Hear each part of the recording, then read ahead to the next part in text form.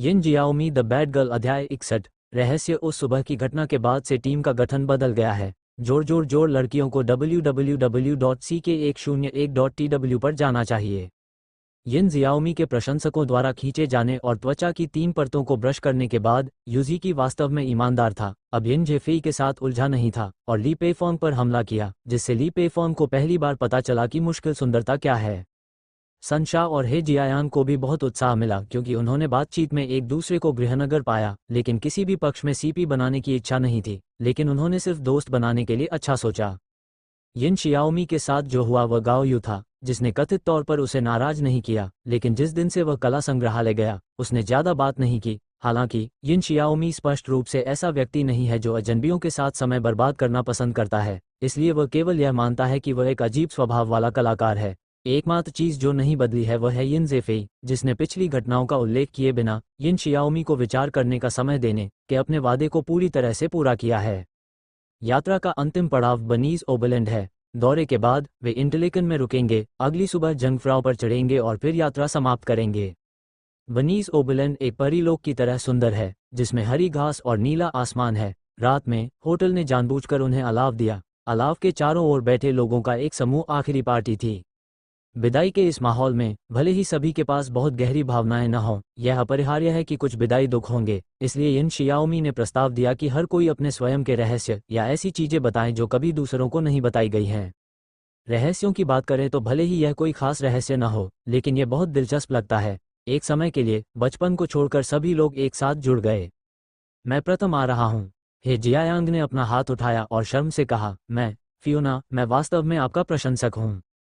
Cut. ली पेफोंग और सन शाकिकी ने नापसंदगी व्यक्त की। ली पेफोंग ने कहा, चलो, क्या रहस्य है, हम पहले से ही जानते थे। क्या ऐसा है? वह जियायांग दंग रह गया। एक को दूसरे से बदलो, सुनशा ने मुस्कुराते हुए चिल्लाया। ओह, उसने कुछ देर सोचा और बोला, मेरे 5 बड़े और 3 मोटे मत देखो, असल में मैं बहुत डरपोक हूँ, काले से डरता हूँ, भूतों से डरता हूँ। मैंने द ग्रज 25 साल तक देखी है और मैं रोने से डर गया था। क्या हुआ? भूल जाओ। यिन जियाओमी को लगा कि वह दृश्य बहुत मजेदार था। उसने बार बार सिर हिलाया। ये बहुत अच्छा है। तो फिर मैं आऊंगा। ली पेफांग भी खड़ा हो गया। मैं वास्तव में अपने भाई से बहुत ईर्ष्या करता हूँ। वो बचपन से ही बहुत अच्छा रहा है। बाद में वो MIT चला गया। मैं घर पर शोक संतप्त कुत्ते की तरह था। इसलिए भाई, मैं हमेशा तुम्हारी गर्लफ्रेंड के सामने तुम्हारे बारे में बुरी बातें कहता हूँ। यही कारण है कि तुम हर मोड़ पर फेंके जाते हो। मैंने कहा कि ऐसा इसलिए है क्योंकि तुम्हारा तारांकन ईमानदार नहीं है। मैं तुमसे झूठ बोलता हूँ। फिर चीखते चिल्लाते हुए मैंने आखिरकार कह दिया, अगर तुम मुझे वापस नहीं देखते तो मुझे मेरे भाई ने मार दिया होगा। वहां जोरदार हंसी गूंज उठी और बच्चे के चेहरे पर भी मुस्कान आ गई। सुनशा बियर की बोतल थामे खड़ी हो गई। औरत का राज अक्सर मर्द से जुड़ा होता है, मैं नहीं। उसने अचानक अपनी आवाज़ धीमी कर ली। जब मैंने वेनिला फेयर किताब लिखी थी तो मैंने इसे पूरी तरह से नग्न होकर लिखा था। वाह, सभी ने आश्चर्य से कहा। ली पेफोंग ने सीटी भी बजाई, यह उम्मीद करते हुए कि यह वेनिला मार्केट आज बिक जाएगा। यिन जेफेई, तुम भी एक कहो, हे जियायांग ने याद दिलाया। इसमें कोई संदेह नहीं है, ये फियोना के बारे में ही होगा, सुनशा ने जल्दी से कहा। यिन जेफेई ने सिर को सहारा देते हुए यिन जियाओमी को देखा। एक है। हालांकि वह एक उबाऊ बच्ची थी, लेकिन वह इंग्लैंड जाने से पहले उसके साथ सुलह करना चाहती थी, इसलिए मैंने एक खरीदा। उसे एक गुलाबी खरगोश का बैग दिया गया था, लेकिन कौन जानता है, उसने एक लड़के की तरह कपड़े पहने और पुरुषों के लॉकर रूम में घुस गई और मेरे सारे कपड़े चुरा लिए। खैर, वैसे भी मैंने एक जोड़ी पैंट छोड़ दी और बैग चुरा लिया, बस इतना ही। उसने मुझसे कुछ समय पहले पूछा था कि क्या उसने मुझे मेरी गर्लफ्रेंड दी है। वाह, मैंने तो कभी नहीं सोचा था कि फियोना इतनी बुरी बच्ची होगी। सुनशा ने चुटकी ली। हे जियायांग ने ताली बजाई और कहा, अगर फियोना आपकी प्रेमिका बन जाती है तो यह कोई बदमाश नहीं है। यह सही है। यिन जियाओमी ने यिन जेफी को एक क्रूर सफ़ेद नज़र से देखा, लेकिन उसका चेहरा मुस्कुरा रहा था। बचपन, आप भी ऐसा ही कह सकते हैं। ओह। युजिकी ने शराब की बोतल ली और बिना किसी जोश के कहा, मेरा रहस्य पुरुषों के बारे में है। मुझे एक आदमी पसंद आया। मुझे यह वास्तव में पसंद है, लेकिन ऐसा करना संभव है, सच या झूठ, कोई भी विश्वास नहीं करता, मैं केवल विश्वास कर सकता हूँ। अच्छा, तुम इतनी उदास क्यों हो? अच्छे लोगों के पास हमेशा पैसे होते हैं। सनशा ने उसे दिलासा दिया और गाओ यू से कहा, बड़े चित्रकार, आप क्या सोचते हैं? मुझे अनुमान लगाने दो, क्या यह इतना पैसा है कि मैं नहीं जानता कि इसे कैसे खर्च किया जाए? ये परेशानी? सभी की हंसी में गाओ यू भी हंस पड़ा। उसने असहजता से अपनी उंगलियों से अपने बालों को कंघी किया। मेरा रहस्य यह है कि मेरे पास एक व्यक्ति है जिसे मैं पसंद करता हूँ। वाह, कौन है ये? क्या ये टीवी पर स्वीकारोक्ति की लय है? गाओ यू ने थोड़ा शांत होने के बाद आगे कहा, जब मैं एक प्राथमिक विद्यालय का छात्र था तो मेरे पास स्कूल में उन पाठ्यक्रमों का अध्ययन करने की प्रतिभा नहीं थी। मेरे ग्रेड हमेशा क्रेन के अंत में होते थे। मुझे शिक्षकों और सहपाठियों द्वारा हंसाया नहीं गया था। वो दुनिया की सबसे प्यारी व्यक्ति हो सकती है। मेरा स्कूल बैग एक सहपाठी ने नीचे गिरा दिया था। वह मुझे इसे उठाने में मदद करती थी। इसके अलावा वह मेरी माँ से मिलने गई और उन्हें आश्वस्त किया कि मैं स्कूल में अच्छा समय बिताता हूँ। नाश्ता करते समय मैं चुपके से इसे खुद को दे देता हूँ। जब मैं निराश होता हूँ, अगर मैं अपने दिल में उसके बारे में नहीं सोचता हूँ तो मुझे ऐसा भी लगता है कि मैं जीवित नहीं रह पाऊंगा। आकाश में बिजली के झटके की तरह यिन शियाओमी की यादें जो उठाई नहीं जा सकी इस पल भड़क उठी और वह अचानक चिल्लाई, गाओ यू। गाओ यू ने सौम्य मुस्कान के साथ उसकी ओर देखा। आप गाओ यू हैं, आप गाओ यू हैं। यिन जियाओमी ने फ़ोन किया और कूद पड़ा। यिन ज़ेफ़ेई नाखुश था। वह स्वाभाविक रूप से गाओ यू है और आप उसे पहले दिन नहीं जानते थे। नहीं, तुम भूल गए। उस समय हमारी कक्षा में वो अंतिम से पहले की परीक्षा थी और मैं अंतिम से पहले की परीक्षा थी। वह मेरा सहपाठी है। एक बार वह पतला हो गया और मैंने अंतिम से पहले की परीक्षा पास कर ली। या आपने पिता होने का नाटक किया। मेरे लिए एक अभिभावक बैठक में जाओ। यिन जे ने काली रेखा पर उड़ान भरी। इस तरह की अपमानजनक बात को कैमरे में लाने की जरूरत नहीं है और कहा। उस वर्ष यिन शियाओमी की भयानक प्रतिलिपियों के बारे में सोचते ही उसके सिर में फिर से हल्का दर्द महसूस हुआ। यिन जियाओमी के लिए पिता की पार्टी होने का नाटक करना उनके रहस्यों में से एक है। दुनिया में ऐसा कोई संयोग होगा तो फियोना को पता चल ही जाएगा कि गाओ यू किसके बारे में बात कर रहा है। सुन शा ने दिलचस्पी से कहा। बेशक मुझे पता है। यिन शियाओमी उत्साह से उछल पड़ी। यह मेरी अच्छी दोस्त है। उसका नाम लिन यी है। यिन ज़ेफ़ेई ने देखा कि गाओ यू के चेहरे पर मुस्कान आ गई है और यिन जियाओमी को अभी भी इसका एहसास नहीं हुआ और उसने कैमरे से कहा, परिवर्तित और परिवर्तित, क्या आपने सुना है? गाओ यू ने आपके सामने कबूल किया है। क्या आपने कई सालों से एक दूसरे को नहीं देखा है? हे भगवान, ये भाग्य है। वो आपको याद करता है। यिन ज़ेफ़ेई ने मन ही मन राहत की सांस ली। कभी कभी वह वास्तव में भगवान के प्रति आभारी था और उसे इतना धीमा बनाने के लिए धन्यवाद देता था। इस समय जियो जिन दौड़कर आया और हंसा। फियोना, तुम किसे देख रही हो? जैसे ही उसने पीछे मुड़कर देखा उसने शॉन की बाहें खुली हुई देखी। प्रिय, आश्चर्य। आह, शॉन। वह दौड़कर उसके पास गई और उसे कसकर गले लगा लिया। फिर पूछा, तुम कैसे हो? ये तुम्हारा आश्चर्य निकला। जिन ने मुझे सुबह सुबह यात्रा के लिए भेजा है और मैं यहाँ तुमसे मिलने और तुम्हारे साथ चीन लौटने की योजना बना रहा हूँ। शॉन ने उसके चेहरे को चूमा। तुम बहुत याद आती हो। इस रात हर कोई अलाव के चारों ओर हंसा। यान यान, केवल गाओ यू की मुस्कान अकेली छिपी हुई थी। बी शहर में लौटने के बाद यिन शियाओमी को अपने घोटाले या पुरस्कार में भाग लेने की परवाह नहीं थी। विमान से उतरते ही वो सबसे पहले अपनी माँ को खोजने के लिए सीधे अपने अपार्टमेंट में चली गई। क्या हुआ? मेरी माँ घर पर नहीं है। यिन जियाओमी ने कुछ बार अंदर बाहर घूमकर देखा लेकिन चांग मेई की उपस्थिति दिखाई नहीं दी। यिन ज़ेफ़ेई ने शांति से अपना सेल फोन हिलाया। माँ ने कहा कि उसे उसके पुराने घर में वापस ले जाया गया है, इसलिए बाद में दे देंगे। देखती हूँ। वह बार बार अनिच्छा से पुष्टि करने के लिए दौड़ी। माँ अभी भी पक्षपाती है। मुझे क्यों नहीं बताती? तुम्हारे लिए हर रोज उससे बात करना काफी नहीं है। उसने तुम्हें बताया होगा कि तुम भूल गए हो। यिन ज़ेफ़ेई ने कहा, जाने से पहले आराम करो, मैं थक गया हूँ। उसने कहा कि वह यिन शियाओमी के बेडरूम में चला गया और उसके मुलायम बिस्तर पर गिर पड़ा। लड़की को परिचित खुशबूदार खुशबू ने तुरंत उसे घेर लिया जिससे वह इतना सहज हो गया कि आहें भरने लगा। मैं कसम खाता हूँ कि यह मेरी जिंदगी है। पिछली बार मैंने इस तरह के शो में भाग लिया था। उसने अस्पष्ट रूप से कहा, मुझे मौत के घाट उतार दिया जाएगा। यिन शियाओमी भी बिस्तर पर गिर पड़ी और बुदबुदाई, मैं भी थक गई हूँ लेकिन मैं पहले नहाना चाहती हूँ, बहुत उलझी हुई हूँ। यिन ज़ेफ़ेई ने अपना सिर उठाया और देखा कि यिन जियाओमी जैसी आंख जो उसके बगल में थी खाली हो रही थी। तुम्हारा राज क्या है? उसने अचानक पूछा। यिन जियाओमी ने मासूमियत से पलकें झपकाईं। जियो मेई के पास कोई रहस्य नहीं है। ओह, तुमने भूत से झूठ बोला। जब तुम बच्चे थे तो तुम्हारा पेट खराब रहता था और उस दिन तुमने ये सब कर दिया। अब कोई नहीं है, तुम हमेशा मुझे बता सकते हो। जियो मेई के पास कोई रहस्य नहीं है, उसने फिर जोर दिया। क्या तुम सच नहीं बताओगी? यिन ज़ेफ़ेई खड़ा हुआ। कोई रहस्य नहीं है और यह भी नहीं कि आपने जो रहस्य बताया वह भी कुछ नहीं है। मेरा सबसे बड़ा रहस्य पहले ही तुम्हें बता दिया गया है। यिन ज़ेफ़ेई डूब गया। यिन शियाओमी ने स्वाभाविक रूप से समझ लिया कि वह क्या कह रहा था और वह कुछ देर चुप रही। फिर उसने कहा, तो मेरे पास एक छोटा सा रहस्य है। वह लेट गई और छत की ओर देखने लगी। जब मैं यूके में थी तो मैंने अपनी माँ और दादी से मेल खाने की कोशिश की। ऐसा नहीं लगता? हाँ, कौन जानता है कि जब मैं जवान था तो मैं इतना सुंदर था, और मैंने 35 के बाद ही जिंग डिंग को धन्यवाद देना शुरू कर दिया। अरे, ब्रिटिश आदमी जी डिंग बस लाइलाज है, इसलिए मुझे हार माननी पड़ी। पिताजी को मत बताना।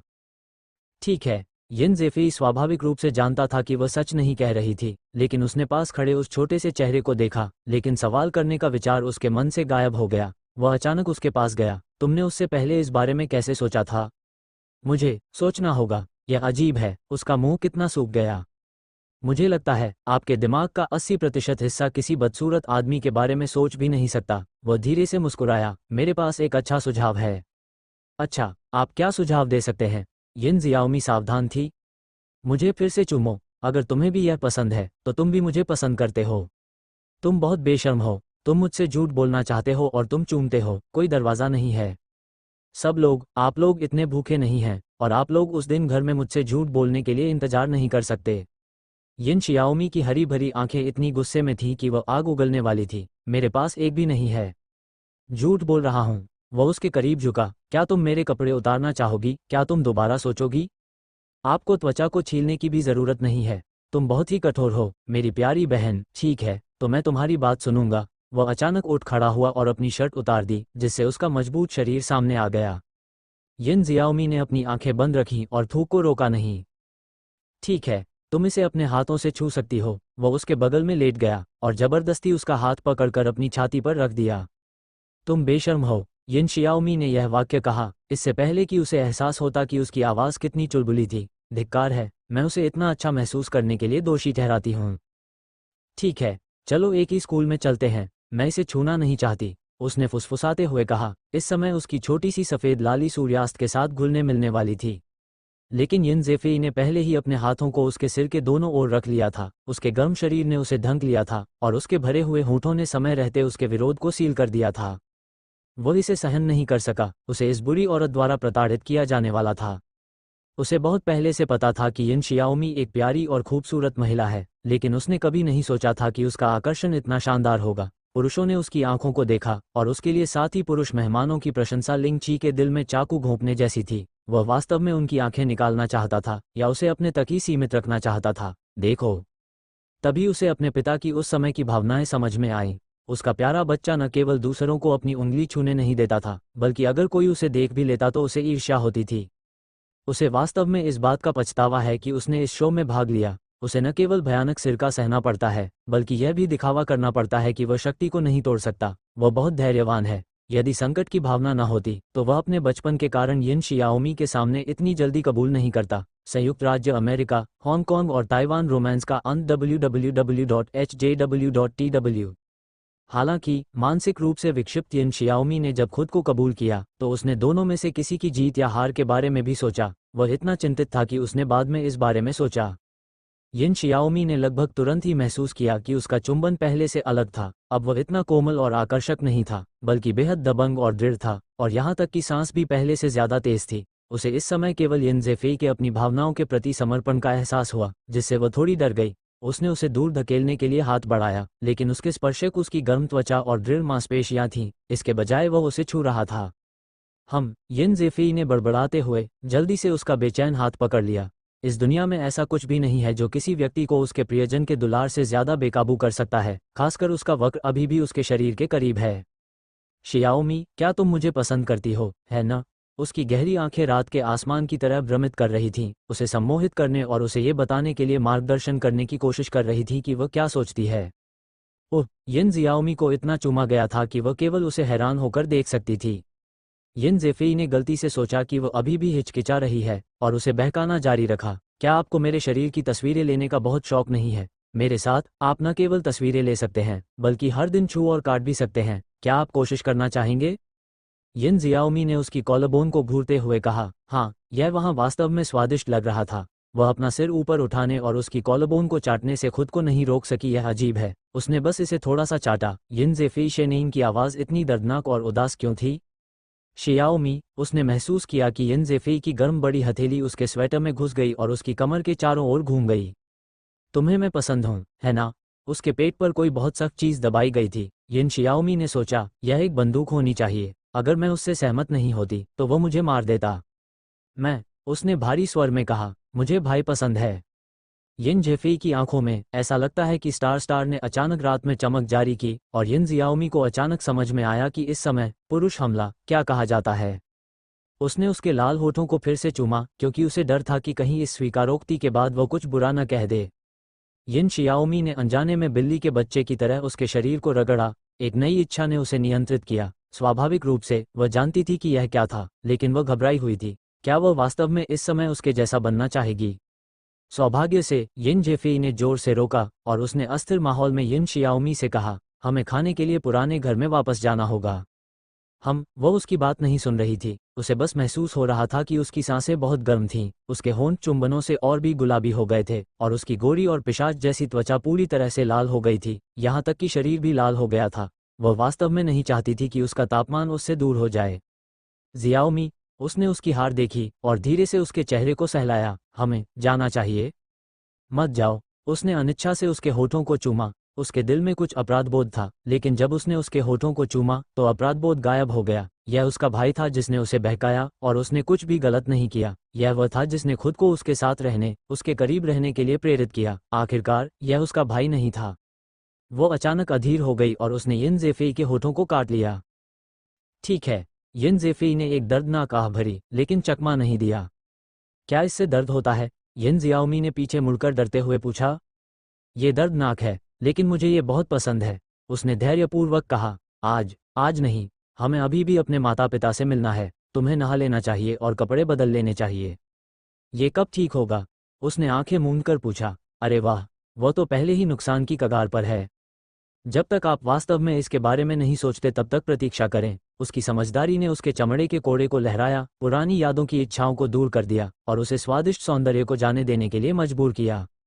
यिन जियाओमी को मूर्खतापूर्वक बाथरूम में भेजा गया जब तक कि गर्म पानी उसके चेहरे पर नहीं गिर गया और फिर वह भगवान के पास लौट आया और पहले से ही शौव में था।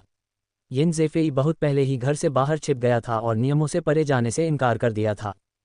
तब उसे एहसास हुआ कि उसने ऐसा कहा था। वह मानती है कि वो उसे पसंद करती है। यिन शियाओमी ने अपने गर्म गालों को पकड़ लिया और अपने दिल में परमानंद की लहर दौड़ गई। उसने हमेशा सोचा था कि इस तरह की चीज़ों में उसकी कोई जड़ें नहीं थीं।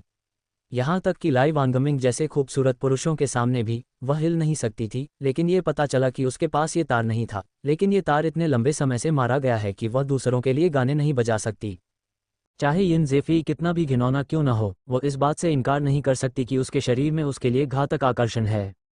नहाने के बाद यिन जियाओमी ने ध्यान से हल्का मेकअप किया, अपने बाल सुखाए और बाहर आने से पहले साफ कपड़े पहने। बाहर यिन जेफेई पहले से ही दूसरे बाथरूम में नहा चुका था और उसका इंतजार कर रहा था। भाई, कबूलनामे के बाद उसे एक कलाकृति का जादू महसूस हुआ और वह उसके और करीब जाना चाहती थी। अब तुम्हारे माता पिता यहाँ नहीं हैं, तुम मेरा नाम पुकार सकती हो। उसने उसे प्यार से गले लगा लिया। नहीं, मैं अपने भाई को फ़ोन करने जा रही हूँ। यह वर्जित प्रेम जैसा लगता है। यिन जेफेई ने हंसी के आंसू के साथ अपने बालों को रगड़ा। तुम क्या सोच रहे हो? जब दोनों पुराने घर पहुंचे तो पहले से ही 7 बज चुके थे। चुन झांग लुओ के पास व्यंजनों की एक मेज थी और उनमें से 2 भी उत्कृष्ट थे, जो दर्शाता है कि मैं थोड़ी देर के लिए निष्क्रिय नहीं था। भोजन के बाद यिन शियाओमी और चांग मेई ने जियाओ जियाओ को छिड़का और कहा, अजीब बात है, मैं वापस आ गया हूँ, मेरे पिता क्यों नहीं हैं? उसे कुछ काम है और वह बाद में वापस आएगा, इसलिए पहले खाना खा लेते हैं। चांग मेई ने अपनी बेटी को पकड़ लिया और धीरे से समझाया। माँ पुराने घर क्यों चली गई? क्या आप अपने पिता से तलाक नहीं लेना चाहती थी? क्या आपने तलाक नहीं लिया?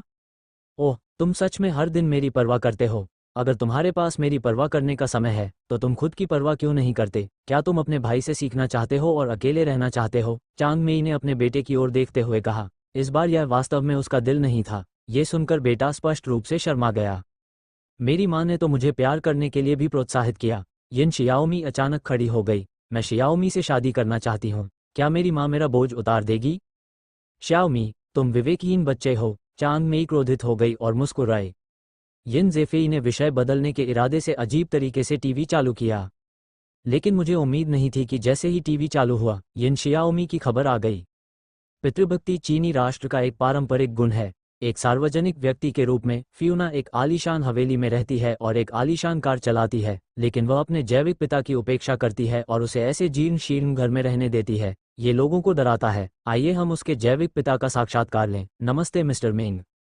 यिन जियाओमी रुकी। क्या यह मेंगयू नहीं है जो टीवी पर है? उसने जल्दी से वीबो खोला, जो पहले से ही काफी समय से उल्टा हो चुका था। जाहिर है, ये खबर तब भेजी गई थी जब वह वापसी की उड़ान पर इसे नहीं देख पाई थी।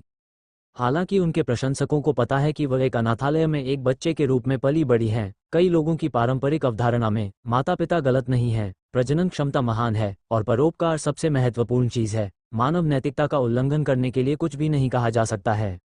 यिन जियाओमी अचानक उसके पास वापस आई। पिताजी नहीं होंगे, मुझे इससे निपटने में मदद करें। चांग मी ने समाचार देखा और कहा, मुझे नहीं पता। वास्तव में मेंगयू मेरे पास तब आई थी जब आप दूर थे। क्या? यिन शियाओमी गुस्से में थी। उसने अपनी माँ से क्या मांगा?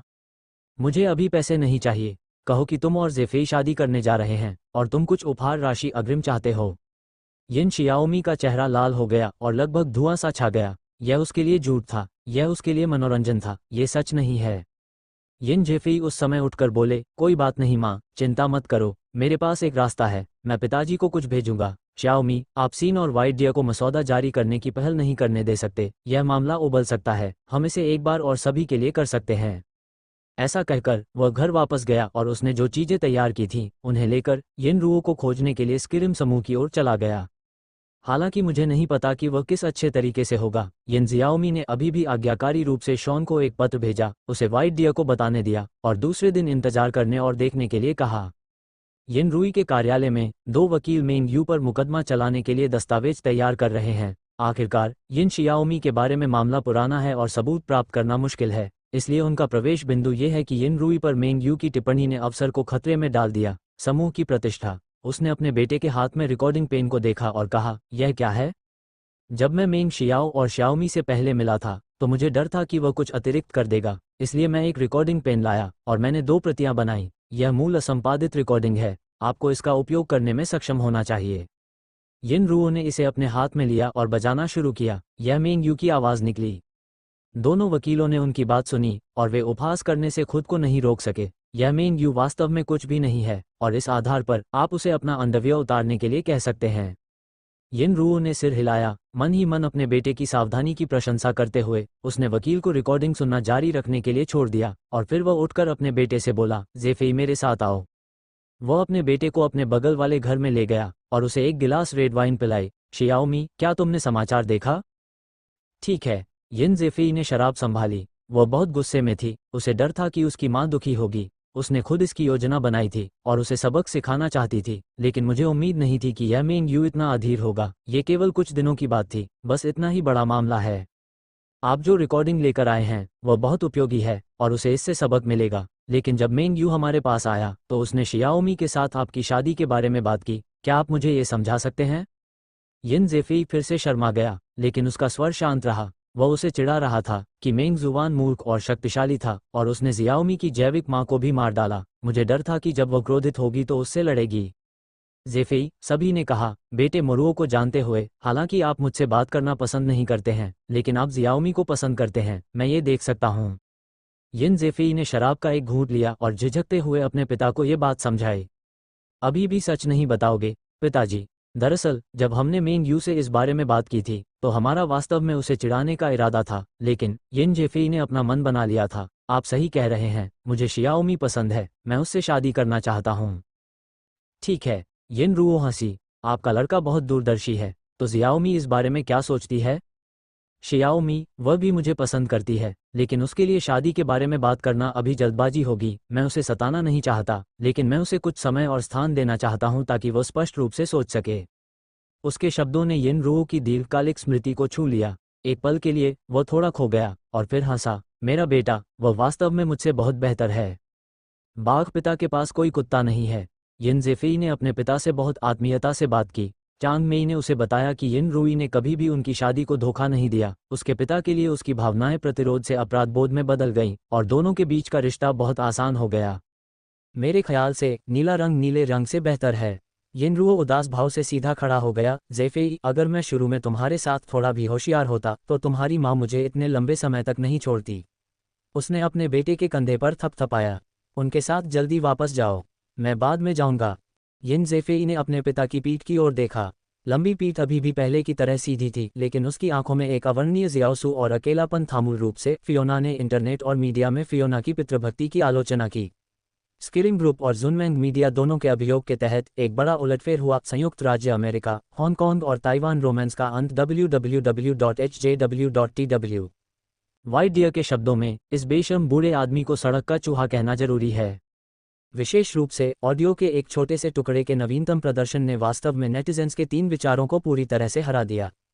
हर कोई इस युग पर विश्वास नहीं कर सकता। दुनिया में अभी भी ऐसे बेशर्म, पितृसत्तात्मक और अज्ञानी लोग हैं। ये उस युग के प्यार से 2 चरम सीमाएं हैं। टीवी श्रृंखला में प्यारे और लापरवाह छोटे कोई के बारे में सोचें। वास्तविक जीवन में आपको ऐसी बुरी चीज का सामना करना पड़ता है। नेटिजन्स विस्फोट करने वाले हैं। इस मामले पर कुछ समय तक ऑनलाइन बड़ी चर्चा हुई। बाद में वाइट डियर ने पोस्ट के प्रभारी व्यक्ति के माध्यम से एक स्पष्टीकरण पोस्ट किया और ऑडियो में मेंग यू के श्रुतलेख के अनुसार पाठ संस्करण संकलित किया, जिसे मेलमैन द्वारा एक आंसू भरी शिकायत में लिखा गया था, जिससे सौंदर्य देवताओं के उत्साह ने एक अभिवादन पोस्ट किया। मेंग यू के पूर्वज की 18वीं पीढ़ी। यह ऐसा है, हर कोई अभी भी अपर्याप्त महसूस करता है। न्याय की भावना वाले कुछ राहगीरों ने मेंग यू के घर का पता लगा लिया। उसे भेजी गई माला उसके लिए अंतिम संस्कार की दुकान खोलने के लिए लगभग पर्याप्त थी। बाद में मेंग तियानलोंग के बेटे मेंग तियानलोंग की जानकारी भी खो दी गई। रिपोर्ट के स्रोत ने उस साल मेंग तियानलोंग स्कूल द्वारा दी गई सजा की किताब दी। हाई स्कूल में ही उसे लड़कियों से छेड़छाड़ करने के लिए स्कूल से कड़ी चेतावनी मिली थी। मीडिया ने भी अपना विचार बदल दिया है और मूल परिवार नियंत्रण की अज्ञानता से कैसे छुटकारा पाएं जैसे विषयों में बदल गए हैं, लेकिन मूल रूप से समाचार जारी करने वाले मीडिया को अभी भी प्रशंसकों और राहगीरों द्वारा 30,000 से अधिक समय तक पीछा किया गया था। स्वाभाविक रूप से मेंग शी, जो अब इसका खामियाजा भुगत रही है, घर लौटने की हिम्मत भी नहीं कर पा रही है। उसने गुस्से में जो क्यू को बुलाया। अरे, क्या तुम्हें मुझसे कुछ भी पूछने में शर्म आती है? क्या तुमने ताज़ा समाचार नहीं देखा? क्या तुमने नहीं कहा था कि जब तक मैं टीवी पर रहूंगा वे पैसे देने के लिए दबाव में रहेंगे? मैंने जैसा तुमने कहा था वैसा ही किया, लेकिन अब तुम देख रहे हो कि मकान मालिक मेरा घर किराए पर नहीं दे रहा है। मुझ पर हर दिन उंगली उठाई जाती है, यहाँ तक कि मेरे बेटे को भी फंसाया गया है। मिस्टर मेन, मैं सिर्फ इतना कह सकता हूँ कि यिन और उसके पिता ऊंचे पद पर हैं। आप मुझे दोष नहीं दे सकते, लेकिन चिंता मत करो। फोन पर उस आदमी की आवाज़ चिकनी चॉकलेट की तरह लग रही थी। हमारे पास अभी भी एक रास्ता है। मैं और क्या कर सकता हूँ? मैं तो बस एक गली का चूहा हूँ। हर कोई चिल्लाता है। मेन कोने में सिमट गया। वो इन दिनों ऐसी जिंदगी जी रहा है जो जिंदगी नहीं है। यहाँ तक कि बस में चढ़ने पर भी उन उत्साही आंटियों ने इशारा किया है, नाक से डांटते हुए। झो क्यू ने कुछ फुसफुसाया। मेंग यू ने हिचकिचाते हुए कहा, क्या ये वास्तव में ठीक है? यह अवैध है। मिस्टर मेंग, मुझे फ़ोन करने से पहले थोड़ा सोच लें। मैं हमेशा इंतज़ार कर रहा हूँ। झो क्यू ने फ़ोन रख दिया। काम के पहले दिन यिन जेफेई ने झांग जियांगई का उत्साही चेहरा देखा। इतनी खुशी से हंसना कितनी खुशी की बात है, उसने हल्के से पूछा, ये भी ध्यान नहीं दिया कि वह गर्व से भी देख रहा था। मुझे आपसे ये पूछना चाहिए, कैसा चल रहा है? क्या शो अभी प्रसारित नहीं हुआ है? क्या आप इसे मेरे लिए खराब कर सकते हैं? अर्थ इन लव के इस एपिसोड की बात करें तो यह वाकई लोहे की प्लेट से टकराया, और यहाँ तक कि सीपी की एक जोड़ी भी नहीं दिखाई दी। लेकिन सभी को आश्चर्य हुआ कि रेटिंग वास्तव में सीपी होने पर पहले की तुलना में अधिक थी। शायद यह एक खाली जगह नेटिजन्स को अधिक कल्पना देती है। कई लोग अपनी पसंद की जोड़ी खोजने के लिए व्यवस्था और संयोजन करते हैं। प्रायोजकों के लिए झांग जियांगई स्वाभाविक रूप से बहुत खुश हैं और अपनी समझदारी पर गर्व करते हैं। क्या आप इंटरनेट नहीं देखते हैं? स्पॉइलर ने पूरे परिवार को मार डाला। मेरी हिम्मत नहीं है। यिन जेफेई ने निर्णायक रूप से मना कर दिया। मजाक में, अगर झांग जियांगई को इस बड़े मुंह का पता था तो यह मूल रूप से आधे शहर को जानता होगा। वह जियाओमी द्वारा डांटा नहीं जाना चाहता था। ठीक है, तो मैं तुम्हें पहले अपनी खुशी की घटना बताऊंगा। झांग जियांग खुद को रोक नहीं सका और बोला, सियाओ यू ने मुझे स्वीकार कर लिया। उसने मेरे साथ मिलकर प्रयास करने का वादा किया। यिन जेफेई ने हंसते हुए कहा, उसे सहमत करने के लिए आपने कौन सा घृणित तरीका अपनाया? देखो, क्या मैं भी ऐसा ही व्यक्ति हूँ? झांग जियांगई ने बहुत ही शर्मीलेपन से कहा, मैं बहुत पारंपरिक हूँ, यानी मैं हर दिन रात के खाने के बाद उसके घर के सामने गिटार लेकर उसके लिए एक प्रेम गीत गाता हूँ, और 1 हफ्ते तक ऐसा करता रहा। वह मुझसे प्रभावित हुई और सहमत हो गई। गंभीरता से, आपको भी इसे आजमाना चाहिए। यिन जेफेई ने जब ये शब्द सुने तो वह करुणा दिखाने से खुद को नहीं रोक सका। झांग जियांगई ने गाया कि उसने इसे सुना था, और इसे सुनने के 1 महीने बाद वह केटीवी में एक और आधा कदम नहीं उठाना चाहता था। गायन की आवाज ने कहा कि कलात्मक बिंदु भालू की दहाड़ थी। यिन यानक्वान और ली शेनलिंग शीर्ष पर चौंक गए। ये कहते हुए कि लोकप्रिय बिंदु यह है कि भूखे और जंगली कुत्ते का भूत रोता है और भेड़िए और वह लगभग हुयूएर के पतन की कल्पना कर सकता है, भले ही यह झांक जियांग के लिए लोगों को परेशान करना और पड़ोसियों की शिकायतों को भड़काना जारी रखने के लिए न हो। उसे गोली काटनी पड़ी और सहमत होना पड़ा। हालांकि आखिरकार उसने अपने दोस्त को एक मौका दिया और उसने उसे दिल से बधाई दी। बधाई हो, आप सिंगल होने से मुक्त हो गए। आपका बच्चा ऐसा नहीं कर सकता। ये बहुत सुंदर और बेकार है। जब मैं पीछे देखूंगा तो आपको कुछ तरकीबें सिखाऊंगा। क्या जियाओमी हाल ही में अपने जैविक पिता से परेशान नहीं है? आपको उसे दिलासा देना चाहिए। जब आप खाली हों तो अंदर आ जाएं। उद्धरण चिन्ह। ठीक है, रुको। यिन ज़ेफेई ने जल्दी से उसे और अधिक हास्यास्पद शब्द कहने से रोका। तुम हुयू को अपने दरवाजे पर धोखा दे सकते हो और आकर मुझे सिखा सकते हो, फिर मुझे खुले दिमाग से सीखना होगा। देखो, जियाओमी भाग गई। मेरे लिए फिर मत रोना। वैसे वह क्या कर रही है? तुम रात में पहल करते हो और किसी से खाना मांगते हो?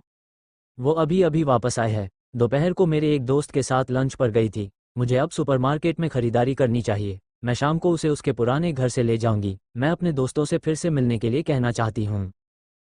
ठीक है, मुझे कहना होगा। मुझे जियांगसियन ने अस्वीकार कर दिया था और मेरे पास कोई मैच नहीं था। समय होना चाहिए। किन युआन हाल ही में मुश्किल में है, मुझे उससे पुष्टि करनी है। झांग जियांग ने बाहर जाते हुए कहा। यह अंतिम है। इसमें कोई संदेह नहीं है कि यिन शियाओमी लिन लिनयी की इस तिकड़ी का नायक लिन यही है। रूपांतरण। मुझे वास्तव में उम्मीद नहीं थी कि गाओ यू इतने सालों तक तुम्हारे बारे में सोचेगा। यिन शियाओमी ने उत्साह से कहा। क्या तुम्हें वह याद है? वह हमारी कक्षा में आखिरी है। वह अब एक प्रसिद्ध कलाकार है। सच कहूं तो मैं उस साल उस पर बहुत उत्साहित थी। लिन यी शर्मीली और शर्मिंदा थी और फुसफुसाया, क्या कबूलनामा है? आपने इसे गलत समझा। मुझे बिल्कुल भी गलतफहमी नहीं है। यिन शियाओमी ने अपना फ़ोन निकाला। देखो, यह उस समय शियाओ जिन द्वारा रिकॉर्ड किया गया एक छोटा वीडियो है। मैं वास्तव में तुम्हारे टीवी देखने का इंतज़ार करना चाहती थी, लेकिन मैं ऐसा नहीं कर सकती थी। हा, शुक्रिया। अगर गाइड को पता चल गया कि मैंने कुछ बिगाड़ा है तो वह मुझे ज़रूर मार डालेगा। वीडियो स्पष्ट नहीं था क्योंकि यह रात में एक मोबाइल फ़ोन पर रिकॉर्ड किया गया था, लेकिन गाओ यू की आवाज़ लिन यी ने पहचान ली। वो दुनिया की सबसे प्यारी व्यक्ति हो सकती है। मेरे स्कूल बैग को मेरे सहपाठियों ने नीचे गिरा दिया था। वह मुझे इसे लेने में मदद करेगी और वह मेरी माँ से भी मिलती है और उन्हें आश्वस्त करती है कि मैं स्कूल में अच्छा कर रहा हूँ, और जब मैं नाश्ता करता हूँ तो चुपके से मुझे दे देती है जब मैं निराश होता हूँ। अगर मैंने हमेशा उसके साथ नहीं सोचा होता तो मुझे ऐसा भी लगता था कि मैं बच नहीं सकता। बदलो, वह तुम्हारे बारे में बोलता है, सॉन्ग युआन्युआन ने कहा। तुम गाओ यू को स्कूल बैग उठाने और उसे नाश्ता देने में मदद करते हो, मुझे याद है। लिन यी के गाल लाल हो गए थे। वह टीवी पर ऐसा कैसे कह सकता है? मुझे लगता है कि वह वास्तव में तुमसे अपनी गलती स्वीकार करना चाहता है। सॉन्ग युआन्युआन उत्साह से कांप रहा था। लेकिन तुम उसकी माँ से कब मिलने गए थे? लिन यी ने दोनों दोस्तों को उलझन भरे अंदाज में देखा। वास्तव में एक बात है जो मैंने तुम्हें कभी नहीं बताई। क्या तुम शादीशुदा हो? यिन जियाओमी का चेहरा फीका पड़ गया। नहीं नहीं नहीं, बिल्कुल नहीं। मैं शादी के लिए कानूनी उम्र तक नहीं पहुंची हूँ। लिन यी ने जल्दी से कहा। मेरा मतलब है, वास्तव में जिस गैलरी में मैं मदद कर रही हूँ वह गाओ यू है। उसकी माँ के पैर और पंजे अच्छे नहीं हैं, इसलिए वो आमतौर पर मैं उसके घर पर भी उसकी देखभाल करूंगी। हे भगवान, यिन शियाओमी ने अतिशयोक्ति से कहा। तुम दोनों बेहतर हो रहे हो। तुम छोटे बच्चे हो, कभी कहा भी नहीं। लिन यी ने मुस्कुराहट को रोकना चाहा, लेकिन वह खुद को रोक नहीं पाई। हाँ, लेकिन उसने कभी मेरे सामने यह बात नहीं कबूली। धर्मांतरण, ये बहुत बढ़िया है। मुझे इसकी उम्मीद नहीं थी। सॉन्ग युआन्युआन लगभग रोने को मजबूर हो गया।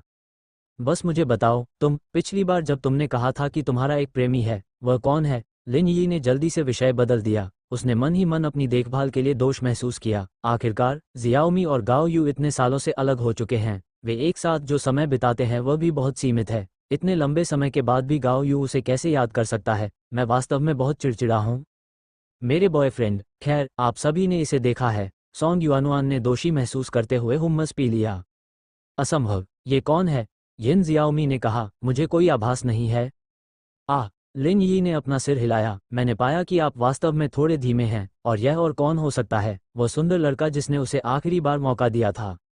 क्या? किन युआन? यिन जियाओमी चिल्लाया। तुम इतने हैरान क्यों हो? सॉन्ग युआन अपने आप को सिकुड़ने से नहीं रोक सका। यह वही है। वह तुमसे बहुत बड़ा है। तो क्या? सॉन्ग युआन ने असहमति जताई। तुम सुंदरता से चकाचौंध हो। तुम अब उससे अधिक कमा रही हो। यिन शियाओमी ने गंभीरता से अपने दोस्तों को याद दिलाया। सॉन्ग युआनुआन वजन घटाने वाले उत्पादों के प्रवक्ता बन गए हैं क्योंकि उनके पास बड़ी संख्या में प्रशंसक हैं। साथ ही वो बहुत ही व्यावसायिक भी हैं और उन्होंने मेकअप और कपड़ों को साझा करने के लिए अपने सोशल प्लेटफॉर्म का उपयोग करना शुरू कर दिया है। व्यापार। हाँ, मैं उससे अधिक कमाता हूँ, इसलिए वो मुझे एक मुफ्त पुरुष मॉडल देने के लिए भी सहमत हो गया। सॉन्ग युआनुआन ने उन्हें खुशी से तस्वीरें दिखाने के लिए अपना मोबाइल फ़ोन निकाला। आप उसे असली पुरुष मॉडल से बेहतर देखते हैं। यिन शियाओमी दंग रह गई। युआनुआन, जिसके पास इतने अच्छे ग्रेड थे, वह भी एक ऐसा लड़का था जिसे सुंदर पुरुष पसंद थे। क्या किन युआन वाकई विश्वसनीय है? उसे अच्छी तरह याद है कि यिन जेफेई और झांग जियांगई ने कहा था कि वह लड़का एक रहस्य था और उसकी गर्लफ्रेंड्स लाइन में थी, लेकिन यह आखिरकार एक निजी मामला है और अगर वह आना चाहती है तो वह एक मूर्ख लड़की नहीं है, इसलिए उसे इस पर विचार करने में सक्षम होना चाहिए। दोस्तों के साथ डिनर करने के बाद यिन जियाओमी सीधे सुपरमार्केट चली गई। शाम को यिन जेफेई ने एक पार्टी रखी थी और उसे कई तरह की चीज़ें खरीदनी थीं। जब वह पहली बार वापस आई थी तो उसने सिर्फ एक टोपी पहनकर खरीदारी करने की हिम्मत की थी। अब मास्क लगाना बिल्कुल असंभव है। आधे रास्ते में यिन जेफेई ने उसे एक पत्र भेजा जिसमें लिखा था कि वह उसे लेने आ रही है। यिन शियाओमी ने जल्दी से उसका संदेश वापस कर दिया। उसके दिल में कोई मिठास नहीं थी। वास्तव में ये भी अच्छा है। हालांकि यिन जेफेई ने बदला लिया है और सावधान है, लेकिन जब से उसने कबूल किया है वह खुद के लिए बहुत अच्छा है। अगर वह उससे शादी कर सकता है तो यह और भी अच्छा है। फिर माँ हमेशा उसकी रहेगी। वो बड़ा बैग लेकर पार्किंग की ओर चल पड़ी। इस समय एक काली वैन पीछे की ओर आ रही थी। सड़क के बीचों बीच खड़ी थी। वह आगे बढ़ना चाहती थी और कार भी पीछे हट गई और उसे रोक दिया। खैर, ऐसा लगता है कि ड्राइवर नौसिखिया है, उसे दोबारा इंतजार करने में कोई आपत्ति नहीं है। लेकिन इस समय किसी ने अचानक उसके पीछे उसे कसकर घेर लिया और फिर एक रुमाल ने उसके नाक और मुंह को ढक दिया और घृणित और चक्करदार स्वाद ने मास्क के माध्यम से उसकी नाक को जकड़ लिया। यिन शियाओमी हताश होकर संघर्ष कर रही थी। जब उसने डेस्परेट एजेंट फिल्म आया तो वह एक पिटाई करने वाली लड़की थी, इसलिए उसके पास क्लोज अप हमले की जड़ थी। लेकिन केवल 2 संघर्षों के बाद उसने महसूस किया कि उसके अंग धीरे धीरे सुन्न हो गए और नूडल्स की तरह नरम हो गए। अंधेरे में उसने देखा कि उसके सामने खड़ी काली कार का दरवाज़ा खुला था और फिर उसे अंधेरे में फेंक दिया गया। भाई भाई, उसकी चेतना धीरे धीरे चली गई और आखिरी चीज़ जिसके बारे में वह सोच सकती थी वह थी यिन जेफेई की बाहें। शायद इसलिए कि मास्क ने बहुत ज़्यादा लकवाग्रस्त गैस को अंदर नहीं लिया था, यिन शियाओमी जल्द ही जाग गई। जोर लड़कियों को www.ck101.tw पर जाना चाहिए। बस जागने से कोई फायदा नहीं था। वह एक टूटी हुई लकड़ी की कुर्सी पर एक बड़े फूल के साथ पड़ी थी, जैसे कि एक मांस का पकौड़ा खाने का इंतजार कर रहा हो। उसने डरकर चारों ओर देखा। यह एक बहुत ऊंची और बहुत पुरानी फैक्ट्री थी, खाली और खाली। कोने में ढेर सारा बेकार सामान रखा हुआ था। जमीन पर धूल इतनी मोटी थी कि जब उसे घसीटा गया तो वह उसका निशान भी देख सकती थी। इसके अलावा वहां कोई पूरी तरह से ऊंची लटकी हुई कांच की खिड़कियां नहीं थीं। लाल सूरज की रोशनी अंदर चमकती है, जिससे पता चलता है कि शाम होने वाली है। यिन जेफी को उसे पागल समझना चाहिए, हालांकि उसने कभी ऐसा अनुभव नहीं किया था। यिन शियाओमी जानती थी कि उसका अपहरण कर लिया गया है। अपहरण के बाद चिल्लाने वाली आम लड़कियों के विपरीत यिन शियाओमी ने धीरे से आह भरी।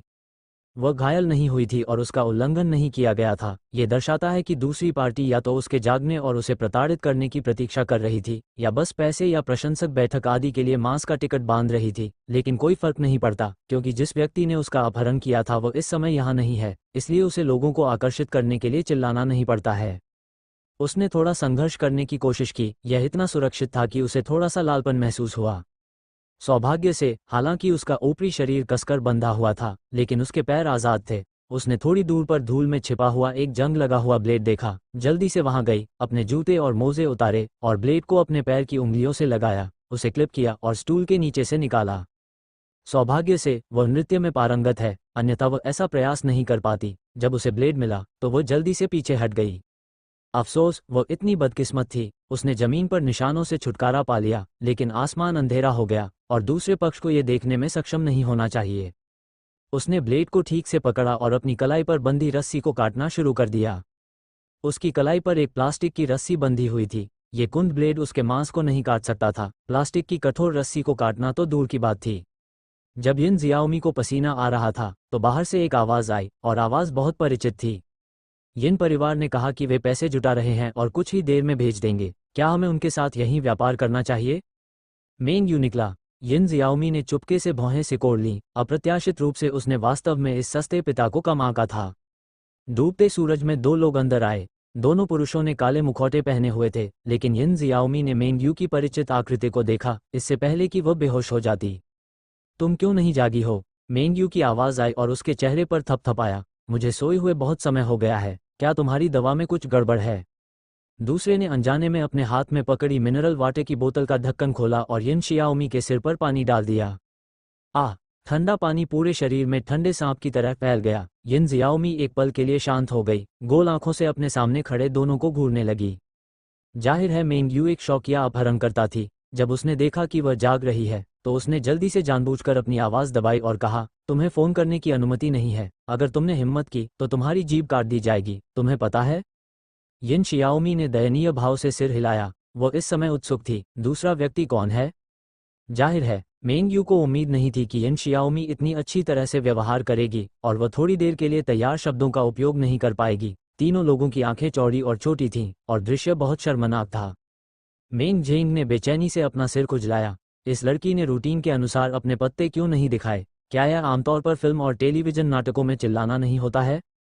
इस समय उसके साथी का सेल फोन बज उठा और वह बिना कुछ बोले अपनी तरफ मुड़ गया, लेकिन बार बार सिर हिलाता रहा। फिर वह यिन शियाओमी के पास गया और उसका सेल फोन उसके मुंह से लगा दिया। शियाओमी, तुम कैसी हो? क्या तुम्हें चोट लगी है? यिन रूओ ने उत्सुकता से फोन पर एक आवाज़ सुनी। पिताजी, मैं ठीक हूँ। यिन शियाओमी की आवाज़ आश्चर्यजनक रूप से शांत थी। क्या यिन जेफी उपहार के पैसे तैयार नहीं कर रहा है? उसे पहले मुझे बचाने के लिए पैसे बचाने दो। वो और भी कुछ कहना चाहती थी। उस व्यक्ति ने फ़ोन रख दिया और फ़ोन रख दिया। पूरे कारखाने में फिर से सन्नाटा छा गया। ठंडा पानी कपड़ों और शरीर से चिपक जाता है, जिससे उसे अजीब सी तकलीफ होती है। उसे असहज करने वाली बात थी दूसरे नकाबपोश आदमी की आंखें। चिपचिपी और ठंडी आंखें, अंधेरे में रहने वाले एक क्रूर जानवर की तरह। विषैलेपन में घृणा के साथ यिन जियाओमी आश्चर्यचकित थी। हालांकि वह एक शरारती मालकिन थी, लेकिन वह वास्तव में खुद का अपहरण करने के लिए ऐसे भयावह व्यक्ति को अपमानित नहीं करेगी। आज तक मुझे बस यही उम्मीद है कि यिन रूओ उसके संकेत को समझ सकती है। उसका नाम यिन रूई है। उसे हमेशा पिता कहा जाता है और औपचारिक नाम पिता कभी नहीं आया। इसके अलावा उसने कैली का उल्लेख किया। उम्मीद है कि यिन रूई इन दो चीज़ों को जोड़ सकती है। मेंगवेई पर ध्यान दें।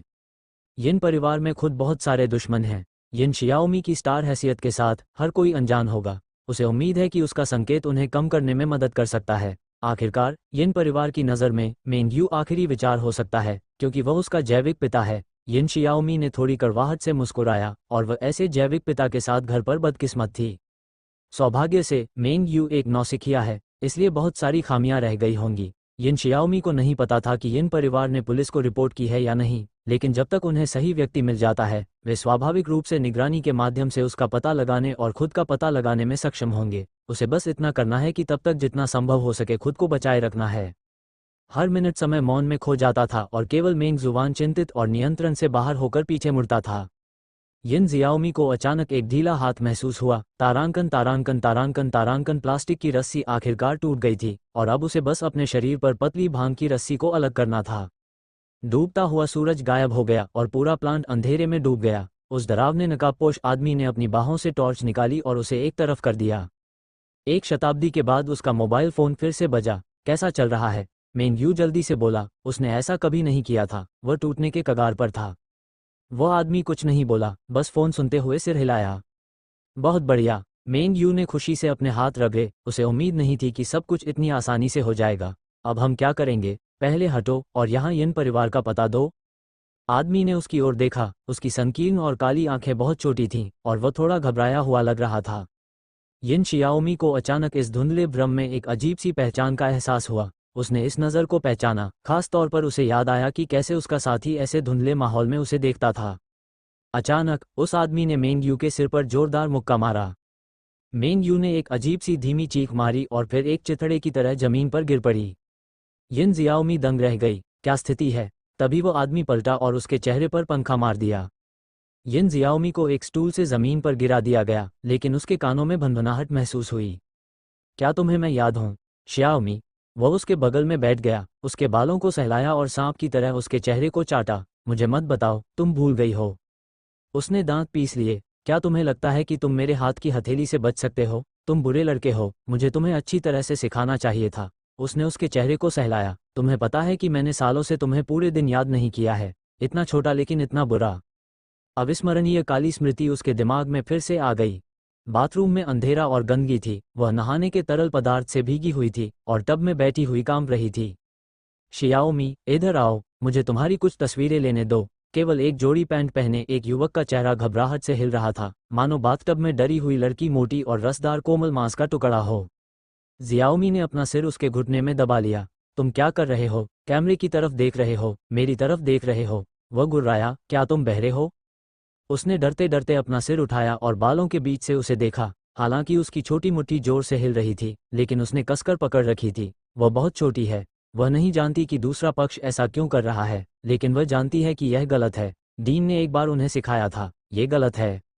आओ, मुस्कुराओ। दूसरे का बायां हाथ उसके अंडरवियर में घुस गया, लेकिन उसका दायां हाथ अभी भी कैमरा पकड़े हुए था। आओ, हंसो, और रात को तुम्हें कुछ खाने को मिलेगा। उसने अपने मुंह के कोने को हिलाया और हंस पड़ी। अच्छा लड़का, अच्छा लड़का, यह सही है। चूत में आदमी की हरकतें पागलों जैसी हो गईं। अब खड़े हो जाओ और यहाँ आओ। जियाओमी खड़ी हुई और उसकी ओर चली गई। अच्छा, कितना अच्छा लड़का है। उसके घुटने थोड़े मुड़े। मेरी बाहों में आओ। इस समय जियाओमी अचानक झुकी और उसके पैरों के बीच से बाहर निकल गई। धिक्कार है। आदमी ने आगे बढ़कर उसके टखने को पकड़ लिया, लेकिन नहाने के पानी के फिसलन भरे तरल पदार्थ के कारण वह कैटफिश की तरह फिसल गई और छूट गई।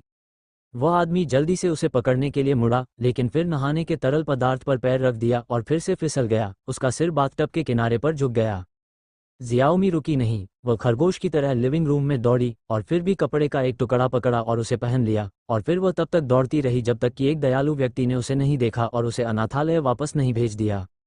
माँ जुनहोंग, ये लंबे समय से खोया हुआ नाम उसकी आंखों के सामने, उसके मन में फिर से प्रकट हो गया। फाड़। उसने उसके कपड़े खींचे और भले ही रस्सी कसकर बंधी हुई थी, गर्दन की त्वचा पर एक निशान था। माँ जुनहोंग नीचे झुकी और थोड़ी देर तक चाटती रही, फिर अचानक फिर से उग्र हो गई, उसे थप्पड़ मारा और फिर से उसके चेहरे पर थप्पड़ मारा। रंडी, रंडी, वह गुर्राया। रंडी, तुम्हारे शरीर से बदबू बहुत घिनौनी है। तुम्हें परफ्यूम किसने लगाया? हो, तुम नहीं जानती कि सिर्फ जी डांग परफ्यूम छिड़कता है। तुम कितनी घिनौनी औरत हो। उसने उसके पेट पर लात मारी, जिससे वो एक स्टूल के सहारे फर्श पर खड़ी हो गई। मुझे माफ कर दो। यिन जियाओमी की आवाज़ अचानक एक छोटी बच्ची की तरह कोमल और कोमल हो गई। जियाओमी जानती है कि वह गलत है। जियाओमी को मत मारो।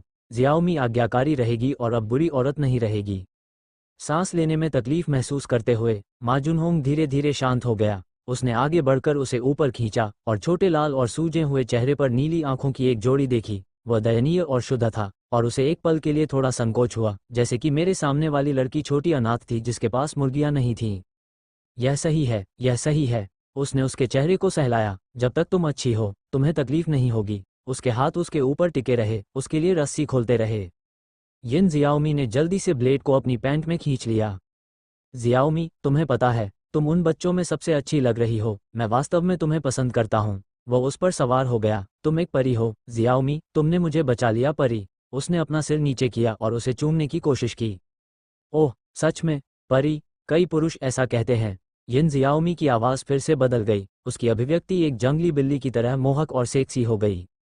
माँ जुनहोंग का हाथ स्थिर था और उसने अपने दांत पीसते हुए कहा, आपको ऐसी अभिव्यक्ति करने की अनुमति नहीं है।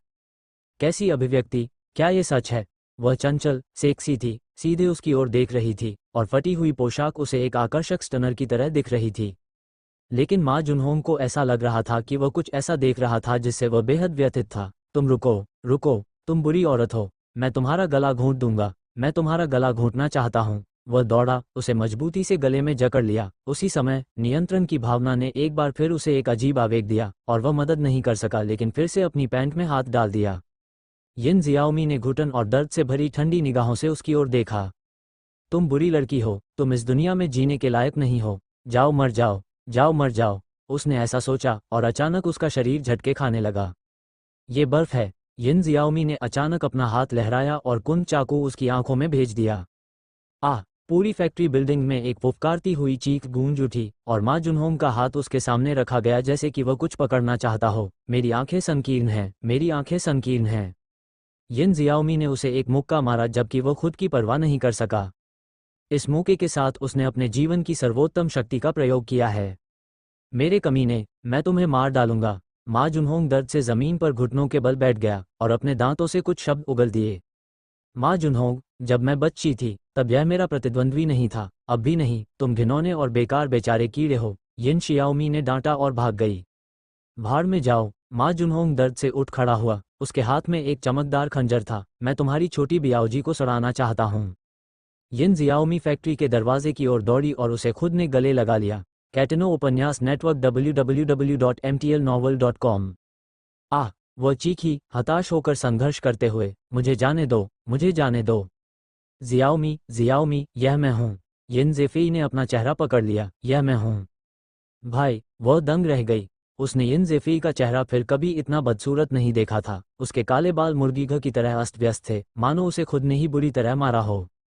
इस समय मा जुनहोंग ने चाकू लेकर उसका पीछा किया। भाई सावधान। वह उसे रोकने के लिए मुड़ी और देखा कि मा जुनहोंग को 7 या 8 मीटर दूर से बाहर निकाल दिया गया था। झांग जियांगई और हूफी अपने चेहरे पर गुस्सा लिए हुए बाहर चले गए। पहली बार यिन शियाओमी ने झांग जियांगई और हूफी को क्रोधित होते देखा, लगभग 2 रक्त पिपासु राक्षसों की तरह डरावना। हूफी ने पहले दौड़कर मा जुनहोंग को उठाया और एक और मुक्का मारा। उसे हड्डी टूटने की आवाज़ सुनाई दी।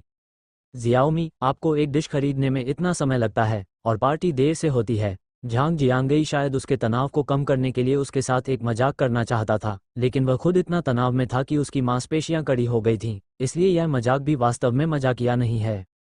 इसलिए वह भी पिटाई की कतार में शामिल हो गया। जियाओमी, क्या तुम ठीक हो? ठीक हो? यिन ज़ेफेई ने उसे घबराहट से देखा। हालांकि उसकी त्वचा हमेशा से सफ़ेद थी, लेकिन यह अब कागज़ की तरह सफ़ेद नहीं थी। उत्साहित, तुम बेवकूफ़ हो। तुम मेरे सामने क्या कर रहे हो? क्या तुम पागल हो? आह! उसने उसे अपनी बाहों में पकड़ लिया। आंसू बेकाबू होकर बह रहे थे। ये कहा जाना चाहिए कि इस समय बचाई गई सुंदरता को बेहोश हो जाना चाहिए। डेस्परेट एजेंट में इसे इसी तरह से प्रदर्शित किया गया था, लेकिन यिन शियाओमी असाधारण रूप से शांत थी और बेहोश नहीं होना चाहती थी। मेरा भाई जो ठीक है। उसने उसे सांत्वना देने के लिए उसकी पीठ थपथपाई। वह अक्षम है और उसकी पत्नी फिर से धोखा दे रही है, इसलिए आप केवल मुझे पीट सकते हैं। मैं ठीक हूँ। सायरन की आवाज़ तेज हो गई और यिन ज़ेफेई अचानक भगवान के पास लौट आया, अपने कपड़े उतार दिए और उसे ढक दिया और तुरंत उसे गले लगा लिया। उसने विनम्रता से माफ़ी मांगी, जियाओमी, सॉरी, सॉरी। यिन शियाओमी का मूड शांत हो गया और इस समय उसे खिंचाव महसूस हुआ। उसे इतनी नींद आ रही थी जैसे कोई लंबी मैराथन दौड़ रही हो। भाई, मुझे अचानक थोड़ी नींद आ गई। कोई बात नहीं, तुम सो जाओ, मैं तुम्हारे पास हूँ। वो उसे एम्बुलेंस में ले गया और वहाँ मौजूद नर्स उसे जल्दी जल्दी स्ट्रेचर बेड पर लिटाने में मदद कर रही थी। भैया, मत जाओ। उसने उसका हाथ हिलाया और नर्स को उसे एक शांतिदायक इंजेक्शन लगाने दिया। मैं नहीं जाऊंगा, जियाओमी, मैं कहीं नहीं जाऊंगा। जियाओमी, उसके आंसू उसकी हथेली पर गिर गए। यिन जियाओमी ने सोचा, वह पहले मेरे लिए रोया, ये बहुत अच्छा था, मैं फिर से जीत गया। फैक्ट्री की इमारत में घुसी पुलिस को पता था कि अपहरणकर्ता और उसके दोस्त की सुबह पिटाई की जा रही है, लेकिन उन्होंने प्रतीकात्मक रूप से खुद को घसीटा और कहा, ठीक है, खुद को मत मारो। एक अन्य युवा पुलिसकर्मी ने हुफेदाओ को प्रशंसा भरी नज़रों से देखा। वह कितना अच्छा मुक्का मारता है, ये कुछ उस एशियाई मुक्केबाज जैसा है। वार्ड में एचुन ने श्याओमी को देखा जो सो रही थी और वह रो पड़ी। उसने अपने गाल और गर्दन को गर्म तौलिए से पोंछा और धीरे से कहा, मेरी बेचारी छोटी सी सुंदरी, अब तुम पीड़ित हो। उस कमीने ने तुम्हें मारने की हिम्मत की, उसे मरना ही होगा। यिन ज़ेफेई शियाओमी के बिस्तर के पास खड़ा होकर धीरे से पूछ रहा है, माँ को यह नहीं पता? मेरी हिम्मत कैसे हुई कि मैं अपनी पत्नी से कहूं कि वह इतनी कमज़ोर है? उसने कहा कि यह जियाओमी की जश्न पार्टी थी, लेकिन मुझे डर था कि मेरी पत्नी ने टीवी देखा होगा और उसे पता चल गया होगा। जब मैं नीचे आया तो वे सभी मीडिया रिपोर्टर थे और उनके लिए लीक करना असंभव था। इस समय शॉन और वाइट डियर आए। यिन ज़ेफेई ने ये देखा और जल्दी से बाहर निकल गया और दरवाज़ा बंद कर दिया। उसे क्या हुआ है? ठीक है। बाइलू की आंखें लाल और कर्कश थीं, मानो वो पूरी रात सोई नहीं हो। कोई बात नहीं, मुझे हल्की चोट लगी है। यिन ज़ेफेई ने गुस्से से कहा, मैं उन पत्रकारों से निपटने के लिए तुम्हें परेशान करने जा रहा हूँ। ये स्वाभाविक है। शॉन, जो हमेशा से ही इतने दुर्लभ होने पर गर्व करता रहा है, ने कहा, हमने थोड़ी बातचीत की। फियोना की प्रतिष्ठा की खातिर हम ये सब मेंग युआन पर थोपने का इरादा रखते हैं, ये कहते हुए कि वह पैसे का अपहरण करने के बारे में नहीं सोच रहा था। यिन ज़ेफेई चुपचाप, वह स्वाभाविक रूप से जानता है कि महिला हस्तियों का अपहरण कितना गंभीर है। सतह पर यह अपहरण है, गुप्त उद्देश्यों की दृष्टि से कुछ भी हो सकता है और यह उपद्रव करने का एक अच्छा अवसर है। हालांकि वह आवाज़ अल्पसंख्यक हो सकती है, लेकिन वह नहीं चाहता कि जियाओमी को थोड़ा भी दुख हो। उसने एक गहरी सांस ली। ठीक है, मैं अपराधी को फिर से भरने का वीडियो प्राप्त करने का एक तरीका खोजूंगा। आप मेंग यू के अनुभाग को बाहर रखें और सभी सार्वजनिक राय को उसके पास ले जाएं। जितनी जल्दी हो सके यह मामला जल्दी से, अन्यथा जनता की राय उबल जाएगी और जल्द ही सब कुछ कह दिया जाएगा। उद्धरण चिन्ह। ठीक है, सीन और बाइलू ने एक स्वर में कहा और जल्दी से चले गए। इस समय वार्ड में जियाओमी चिल्लाया और अचुन भी चिल्लाया। उसने जल्दी से दरवाजा खोला और वापस भागा। भाई, वह स्पष्ट रूप से एक बुरा सपना देख रही थी। उसकी आंखें बिना ध्यान केंद्रित किए झपक रही थीं और जब उसने उसे देखा तो उसने उसका हाथ पकड़ लिया। शियाओमी, मैं यहाँ हूँ, डरो मत, सब ठीक है, डरो मत। अचुन ने उन दोनों आदमियों को देखा और अपने आंसू पोंछे। यिन शियाओमी फिर से बिस्तर पर लेट गई। उसने यिन ज़ेफई को देखा और कमज़ोर हो गई। मैं अपनी माँ को देखना चाहती हूँ, लेकिन मैं अपनी माँ को मुझे इस तरह नहीं देखने दे सकती, इसलिए मैं जल्द से जल्द ठीक होना चाहती हूँ, उसने कहा और फिर से सो गई। ये लिखा है। यिन ज़ेफई ने उससे हाथ मिलाया और वापस जाकर मेंग यू और माँ जुनहोंग को चाकू मारने के लिए इंतजार नहीं कर सका। उसने ए चुनदाओ से कहा, चाची चुन, मैं यहाँ हूँ और आप थक गई हैं। वापस जाओ, घर पर कोई नहीं है और मेरी माँ को शक हो जाएगा। ठीक है। अचुन अनिच्छा से खड़ा हुआ और परेशानी के साथ यिन शियाओमी के गाल को छू लिया और फिर एक आह भरकर चला गया। यिन के परिवार की पुरानी हवेली हे गली में एचुन ने दरवाजे में प्रवेश किया और लिविंग रूम में रोशनी चालू की और पाया कि चांदमेई यहाँ नहीं थी। जू जियाओमी के मामलों से हैरान थी और उसने बेचैनी से चांदमेई को बुलाया। क्षमा करें, आपने जो कॉल डायल किया था वो बंद है। अचुन अचानक डर गई और उसने कांपते हुए यिन रुओ के फ़ोन पर कॉल किया। अरे मिस्टर यिन, शायद मैं चिंतित हूँ, मिसेज चांगमेई का फ़ोन काम नहीं कर रहा है। जब मैं वहाँ से गई थी तब वो अभी भी पुराने घर में थी। और यिन रुओ, जो फ़ोन के दूसरी तरफ था, पुलिस के साथ मिलकर पैसे लेकर भागने वाले अपहरणकर्ताओं का पता लगा रहा था। उसने सुना कि जो मन शांत हो गया था वह तुरंत फिर से तनावग्रस्त हो गया। जैसे ही उन्होंने एचुन का फ़ोन रखा, एक और अजीब नंबर डायल हुआ। उन्होंने लगभग सशर्त संकेत दिया कि पुलिस जो पोजिशनिंग उपकरण हटाने की तैयारी कर रही थी रुक गई। उत्तर बटन बम बटन जैसा था, लेकिन उसे उस पर क्लिक करना पड़ा। यिन रुओ, आपकी बेटी कैसी है? फ़ोन पर से एक दुष्ट धीमी आवाज़ में अजीब आदमी की आवाज़ आई। वो सुरक्षित है। ओह, मैं आपके बारे में सोच नहीं पा रहा हूँ। आपके पास कुछ हिट फिल्में हैं। मैं वास्तव में आपसे घृणा करता हूँ। कोई आश्चर्य नहीं। वह हंसा। कैसे हो? क्या आप अनुमान लगा सकते हैं कि मैं कौन हूँ? यिन रुओ ने झांग चेनिक्सी को देखा, जिसने अपना सिर हिला दिया। पहली बात जिस पर उन्हें संदेह था वह प्रशंसक था जिसने पहले चांग मेई का अपहरण कर लिया था, लेकिन झांग चेनिक्सी और जेल ने पुष्टि की कि उस व्यक्ति को भागने के लिए जेल की सजा सुनाई गई थी और उसने अभी तक इसे जारी नहीं किया है। यिन रुओ ने बस इतना कहा, मेरे बहुत सारे दुश्मन हैं। चलो इस तरह से अनुमान लगाते हैं। मुझे डर है कि हमें कल सुबह अनुमान लगाना पड़ेगा। ओह, अभी भी मजाक करने का मूड है तुम्हारा? फ़ोन से तेज़ आवाज़ आई और फिर चांग मेई की कांपती आवाज़ फ़ोन पर आई। अगर ये। यिन रुओ अचानक सीधा खड़ा हो गया और फ़ोन पकड़े हुए अपने हाथ से अपनी मांसपेशियों को खींचा। चांग मेई, क्या तुम ठीक हो? आदमी ने फिर कहा, मिस्टर यिन, क्या आप मुझे याद नहीं कर सकते? तो मैं दुखी हूँ और मुझे नहीं पता कि क्या करना है। तुम्हें क्या चाहिए? तुम्हारे पास क्या है? उसने डर और गुस्से को दबाते हुए पूछा। आपको ये जानने की ज़रूरत नहीं है कि मैं कहाँ हूँ, मैं आपको सीधे स्थिति बता सकता हूँ। यिन रुई, अगर आप नहीं चाहते कि आपकी पत्नी मर जाए तो आप अकेले रहेंगे और आशा है कि उस समय आप मेरे बारे में सोच सकते हैं। कॉल कट गई और जल्द ही यिन रुओ के मोबाइल फ़ोन पर एक पता जुड़ गया। झांग चेनिक्सी ने जल्दी से कहा, यिन रुई, जियाओमी की चीज़ सिर्फ उसका चारा है, उसका असली लक्ष्य तुम हो। अगर तुम सच में अकेले जाओगी तो सबसे बड़ी संभावना यह है कि तुम और चांगमेई जिंदा नहीं रह पाओगे। यिन रुई के होंठ मुड़ गए, जिससे उसका मन शांत हुआ और उसने कहा, मुझे पता है, लेकिन मुझे जाना होगा। बगल में खड़े पुलिस अधिकारी ने कहा, मी यिन, कृपया हमें आपका पीछा करने के लिए एक कार भेजने की अनुमति दें। सीटी नहीं जलेगी। जब कैदी के ठिकाने की पुष्टि हो जाएगी तो हम संदिग्ध को मारने के लिए एक स्नाइपर भेजेंगे। उसने यिन को तुरंत झिझकते हुए देखा। उसने जल्दी से कहा, जो लोग पीछा कर रहे हैं वे अनुभवी पुलिसकर्मी हैं और बहुत सावधान रहेंगे। हाँ, अगर ऐसा है, नहीं तो अगर आप सीधे इस तरह से जाते हैं तो इसे मौत के घाट उतारने में कोई अंतर नहीं है। आपको कितनी तैयारी करनी है? चिंता अव्यवस्थित है। वह देख सकता है कि यिन रुओ को इतने लंबे समय तक उछाला गया है और उसकी आत्मा पहले से ही थोड़ी असहाय है। चाहे वह कितना भी युवा क्यों न दिखे, वास्तविक उम्र तो है। आखिरकार वह अब उस वर्ष का ऊर्जावान युवा नहीं रहा। ठीक है, लेकिन अगर जल्दी में हो चेनशी, मुझे अकेला छोड़ दो और चांग मेई को बचा लो। उसने अपने दोस्त की बाह को ऐसे पकड़ा जैसे कि वह जीवन रक्षक तिनका पकड़ रहा हो। अल्पविराम। स्काई टॉवर शहर बी की सबसे ऊंची इमारत है।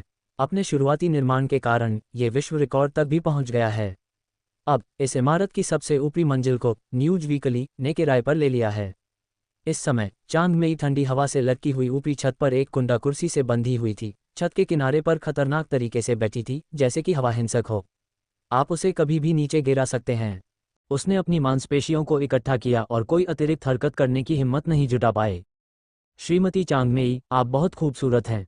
काले सूट वाला आदमी उसके सामने चला गया, मुस्कुरा रहा था जैसे कि वह उससे रिसेप्शन में मिला था। ये साल आपके लिए वास्तव में खास है। तुम कौन हो? मेरा तुम्हारे साथ कोई अन्याय नहीं है। वह कर गई और पीछे देखने की हिम्मत नहीं हुई। छत के संकरे किनारे पर कुंडा कुर्सी के पहिए खतरनाक तरीके से घूम रहे हैं और कभी भी नीचे गिरने की संभावना है। वह लगभग रस्सी पर चलने से अलग नहीं है।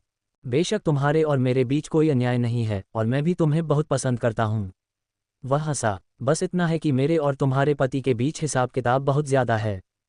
तुम्हारे बीच की शिकायतें मुझसे क्यों जुड़ी हैं? उसने ठंडे स्वर में कहा, क्या तुमने कभी किसी को ये कहते नहीं सुना कि उसकी पत्नी और बच्चों के लिए यह और भी बुरा होगा?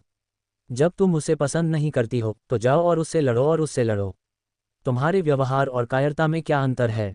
ये सही है, लेकिन यिनरुओ को इससे कोई फर्क नहीं पड़ता कि मैं कौन हूँ। मैं उसके पसंदीदा व्यक्ति का उपयोग नहीं करता। वह मेरी बात कैसे मान सकता है? वह स्पष्ट रूप से अप्रभावित था। मैं कोई सज्जन व्यक्ति नहीं हूँ, मैं थोड़े लोग हूँ। खलनायकों को स्वाभाविक रूप से उन लोगों के बारे में चिंता करने की जरूरत नहीं है। तो फिर तुम गलत हो। उसका पसंदीदा व्यक्ति वह खुद है। चांगमेई फुसफुसाया। श्रीमती चांगमेई, जब वह आएगा तो आपको पता चल जाएगा कि मैं गलत नहीं हूँ।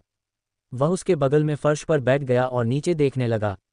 ये बहुत लंबा है। सच कहूँ तो अगर मैं तुम होते तो मैं यह नहीं करता। ये बहुत रोमांचक है। इस कुर्सी के पहिए बहुत जीवंत हैं। अगर यह गिरती है तो मुझे यकीन है कि तुम अब इतनी सुंदर नहीं हो। वह अतिशयोक्ति से हंसा। ठीक है, जमीन पर गिर गया और मांस सॉस के एक पूल में बदल गया।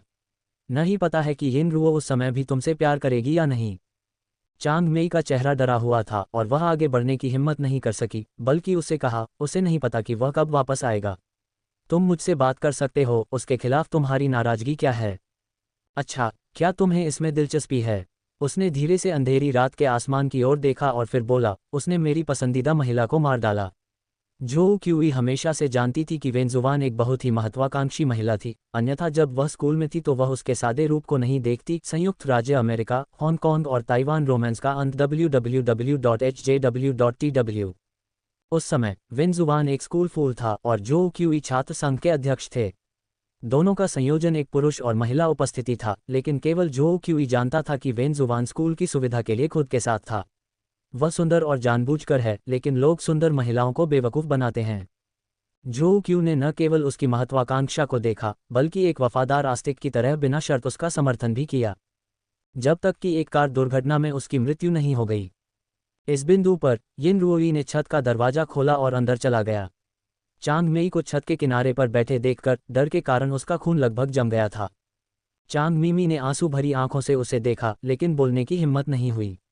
उसे डर था कि जो क्यूई उसकी कमजोरी का फायदा उठाएगा। उसने उसके लिए बहुत बड़ी मुसीबत खड़ी कर दी थी और वह उसे और परेशान नहीं करना चाहती थी। बढ़िया, हमारे सभी मुख्य पात्र यहाँ हैं। जो क्यू हंसा। मिस्टर यिन, आपको इस समय हमेशा मेरे बारे में सोचना चाहिए और आप इसके बारे में अब और नहीं सोच सकते। यिनरुओ ने उसे घूर कर देखा, लेकिन ये साधारण रूप उसकी थोड़ी सी भी यादें नहीं जगा सका। मुझे याद नहीं आ रहा। हे। जो क्यूई ने धीरे से मुस्कुराते हुए कहा, यह एक महान व्यक्ति है जो चीज़ों को भूल जाता है, इसलिए आपको हमेशा वेनजुवान को याद रखना चाहिए। यिनरुओ का चेहरा बदल गया। वह जो क्यूई की बकवास नहीं सुन रहा था, बल्कि बस यही सोच रहा था कि इतनी ऊंचाई पर निशाना साधना असुविधाजनक होगा। लेकिन दूसरे व्यक्ति ने वेनजुवान का नाम लिया और आखिरकार उसे अपनी कुछ यादें याद आ गईं। ऐसा लगता है कि याद है। जो क्यू मुस्कुराया। यिनरुओई, तुम बहुत शातिर हो। तुमने वेनजुवान को मार डाला और हमारे बच्चों को मार डाला, लेकिन तुम्हारे पास कुछ भी नहीं है। तुम चालाक हत्यारे हो। क्या वह तुमसे कह रही है कि उसका बच्चा तुम्हारा है? यिनरुओ ने उसकी लंबी कहानी बीच में ही रोक दी।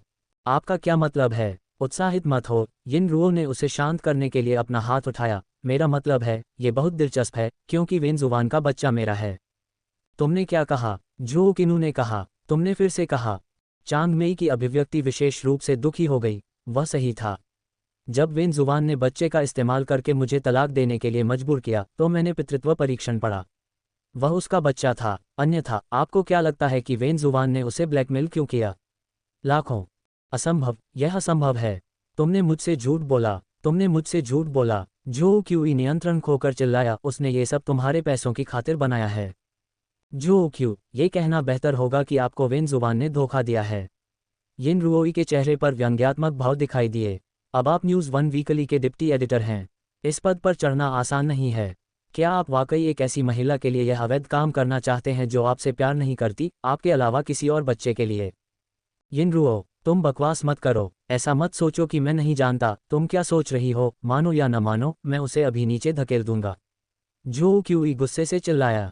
यिनरुओ ने लगभग खुद को रोक नहीं पाया और आगे की ओर दौड़ पड़ा। उसने जल्दी से कहा, तुम आवेगी मत बनो। मैं खाली हाथ नहीं हूं। मेरे पास उस साल की कुछ जानकारी है। नहीं, मैंने इसे यहाँ रखा है। तुम इसे देख सकते हो। ध्यान रखना कि कुछ भी अतिरिक्त न हो। उसने अपने हाथ ऊपर उठाए और 2 कदम पीछे हट गया। अगर तुम इसे देखोगे तो तुम्हें पता चल जाएगा कि मैंने तुमसे झूठ नहीं बोला। झो क्यू ने संदेह किया। आप 1 कदम पीछे हटें। यिनरुओ ने अपने कहे अनुसार 2 कदम पीछे हट लिए। झो क्यू आगे आया, यिनरुओ की हर हरकत को घूरते हुए, और धीरे से जमीन पर पड़े कागज को उठा लिया। पहले कुछ पृष्ठ पितृत्व परीक्षण के हैं। झो क्यू ने इसे देखा, अपने हाथ हिलाते हुए। उसी समय स्निपिंग की कठिनाई के कारण विशेष बल भूमिगत कार्यालय की खिड़कियों के माध्यम से छत के पीछे से ऊपर चढ़ गए और काले शरीर की छवि रात में पिघल गई, एक व्यवस्थित तरीके से आगे बढ़ रही थी। इस समय झो क्यू अचानक क्रोधित हो गया। उसने अपने हाथ में रखी सामग्री को अचानक फेंक दिया, छत पर चला गया और अपना हाथ उस कुर्सी के हैंडल पर धकेल दिया जहां चांग मेई बैठी थी। क्या चाल है, मानो या न मानो, मैं उसे अभी नीचे धकेल दूंगा। उद्धरण चिन्ह। विश्वास, विश्वास। तुम क्या चाहते हो, तुम बताओ, मुझे करना ही होगा। धिक्कार है, वह पहले से ही हमले की रेंज में था। कौन जाने वह अंधेरे में छिपकर भाग गया है और हमला करने जा रहा था। विशेष बल फिर से पीछे हट गए। यिनरुओ ने तुरंत कहा, मुझे पता है तुम मुझसे नफरत करते हो, है ना? अगर तुम उसे अभी नीचे धकेलोगे तो तुम मुझे क्या धमकी दे रहे हो? चलो, तुम मुझे यातना दोगे, मैं ये करूंगी। नहीं, अभी मत करो। चांग मेई ने आखिरकार कहा, मैं नहीं चाहती कि तुम बचो। मैं अभी कूद जाऊंगी। जो क्यू ने पीछे देखा, लेकिन इसके बजाय चांग मेई को किनारे से खींच लिया। जब कुर्सी नीचे गिरी तो वह एक तरफ गिर गई। चांग मेई जमीन पर भारी होकर गिर पड़ी और दर्द से कराह उठी। उसे चोट मत पहुंचाओ। यिनरुओयान की आंखें लाल हो गईं और वह आगे आकर देखना चाहता था। यहाँ मत आना। जो क्यू ने चाकू निकाला। तुम यहाँ आओ, मैं उसे मार डालूंगा। जो क्यू, मेरी बात सुनो। अगर तुम अब हार मान लेते हो तो मैं जो करने को तैयार हूं वह कभी नहीं हुआ। तुम अभी भी अपने उपसंपादक हो सकते हो। तुम अभी भी जवान हो और तुम्हारा एक नया परिवार हो सकता है। वेन जुवान मर चुका है। इतने साल हो गए हैं और तुम फिर से शुरुआत कर सकते हो। चुप रहो। यिनरुओई, जब से मैंने आज की चीज़ें तैयार की हैं, मैंने कभी नहीं सोचा था कि मैं यहाँ से जिंदा निकल पाऊंगी, लेकिन अगर मैं मर भी जाती हूँ तो मैं चाहती हूँ कि तुम भी मेरे साथ दफन हो। वैसे मैडम चांग मेई, मैं तुम्हें बताना भूल गई, मुझे वह कमीना भी मिल गया है जिसने तुम्हारी बेटी के साथ छेड़छाड़ की थी। मैं आना चाहती हूँ और वह तुम्हारी छोटी सी खूबसूरती का अच्छे से ख्याल रखेगा। क्या? चांग मेई की आंखें चौड़ी हो गईं। चांग मेई, डरो मत, जियो मेई सुरक्षित है। यिनरुओ ने जल्दबाजी की। क्या तुम उस पर विश्वास करती हो? जो क्यू ने मुस्कुराते हुए कहा। एक पटरी से उतरे हुए आदमी की क्या विश्वसनीयता है। तुम मां जुनहोंग को जानती हो, लेकिन वह हर दिन तुम्हारी छोटी सी सुंदरता के बारे में सोचता रहता है, और सोचो कि वह उसे क्या प्रताड़ित करेगा। उसके बारे में क्या? चांग मेई का चेहरा रात में कागज के टुकड़े की तरह सफ़ेद हो गया था, लेकिन उसने फुसफुसाते हुए कहा, मैं स्वाभाविक रूप से उस पर विश्वास करती हूँ। उसने उसे गुस्से से देखा। उस पर विश्वास नहीं करते? क्या तुम खुद पर विश्वास करते हो? हा। झो क्यू हंसा। इस समय आप जिनसे अधिक शक्तिशाली हैं, ये घृणित और घृणित है। उसने अचानक यिनरुई के सामने चाकू फेंक दिया। तुम अपनी कलाई काट दो, मैंने उसे जाने दिया। क्या तुम इस पर विश्वास करते हो? यिनरुओ ने तुरंत चाकू उठाया और ठंडी धार मन चांदनी में चमक उठी। भले ही मुझे विश्वास ना हो, मुझे वही करना होगा जो तुम मुझसे कहते हो, है ना? क्या? चांग मेई की चिल्लाती हुई आवाज में यिनरुओ ने अपने बाएं हाथ की कलाई को चाकू से काट दिया और खून की बूंदें बाहर निकल आईं और उसकी उंगलियों के साथ जमीन पर गिर गईं। ठीक है, तुम्हारे पास और क्या आदेश है? यिनरुओ तलवार को एक तरफ फेंकने ही वाली थी। यिनरुओ, तुम अपने आप पर बहुत कठोर हो। जो क्यू, उन सामग्रियों में वेन जुवान द्वारा तुम्हें लिखा गया एक पत्र है। मुझे यह उसके घर पर मिला। वह तुमसे संबंध तोड़ना चाहती है। क्या तुमने इसे देखा? क्या? असंभव, ज़ियाओ जुवान मुझे नहीं छोड़ सकता। वह अचानक उठ खड़ा हुआ, तभी एक गोली उसके पास से गुजरी और उसके सिर में जा लगी। जो क्यू की आंखें चौड़ी हो गईं। ऐसा लग रहा था कि उसे अभी भी विश्वास नहीं हो रहा था कि क्या हो रहा था। तभी उसका शरीर पीछे की ओर झुका और छत के किनारे से नीचे गिर गया। चांग मेई को बचा लिया गया। उसने अपने शरीर में दर्द की परवाह नहीं की और यिनरुओई के पास पहुंची, जो जमीन पर गिर गया, अपने घाव को कसकर पकड़े हुए। ये बेवकूफ़, मैं तुम्हें माफ़ नहीं करता। तुम मर चुके हो और मैं तुम्हें माफ़ नहीं करूँगा। उद्धरण चिन्ह। चांग मेई, वह बड़बड़ाया, मैंने तुम्हें कभी धोखा नहीं दिया। बेनजुबान का बच्चा मेरा नहीं है। तुम मुझ पर विश्वास करो, मेरा उससे कोई लेना देना नहीं है। क्षमा करें, मैं तुम्हें बचाना चाहता था, लेकिन तुम्हें इतने सालों तक दुखी रखना मेरे लिए अच्छा नहीं है। क्षमा करें। भीड़ में शामिल लोगों ने उन्हें अलग कर दिया और चांग मेई को याओफी द्वारा स्ट्रेचर पर लेटने के लिए मजबूर किया गया और वह केवल ये देख सकती थी कि यिन रुओ को घाव से निपटने के लिए चिकित्सा कर्मचारियों ने घेर लिया था। चांग मेई, सब ठीक है, वह ठीक हो जाएगा, तुम मुझ पर विश्वास करो। याओफी ने उसका चेहरा पकड़ते हुए उसे बार बार आश्वासन दिया। ये रात निस्संदेह यिन परिवार के लिए एक घटनापूर्ण वर्ष है। भाई, यिन जियाओमी ने डर के मारे चीख कर कहा। चेतना साफ होने पर उसे एहसास हुआ कि उसका हाथ यिन ज़ेफे की हथेली में थामे हुए था। डरो मत, मैं यहाँ हूँ। उसने उसके माथे पर हल्का सा चुंबन किया। मैं नहाना चाहती हूँ। यिन शियाओमी, जो जाग रही थी, ने सबसे पहले उस घृणित आदमी द्वारा खुद पर छोड़े गए निशानों को मिटाने के लिए प्रतिक्रिया व्यक्त की। चाची चुन ने तुम्हारे लिए जियाओमी को गंभीरता से साफ कर दिया है।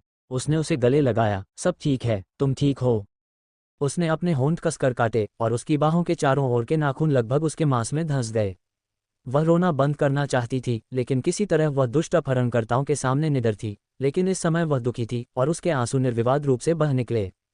मैं बहुत डर गई हूँ। मैंने सपना देखा कि वह मुझे मार रहा है। उसने उसकी गर्दन पर चुटकी कांपते हुए कहा। मुझे माफ कर दो शियाओमी, मैंने तुम्हारी रक्षा नहीं की।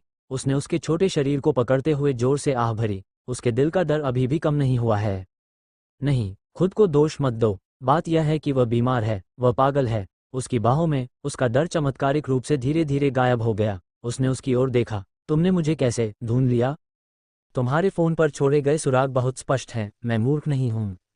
उसने उसकी नाक को धीरे से थपथपाया।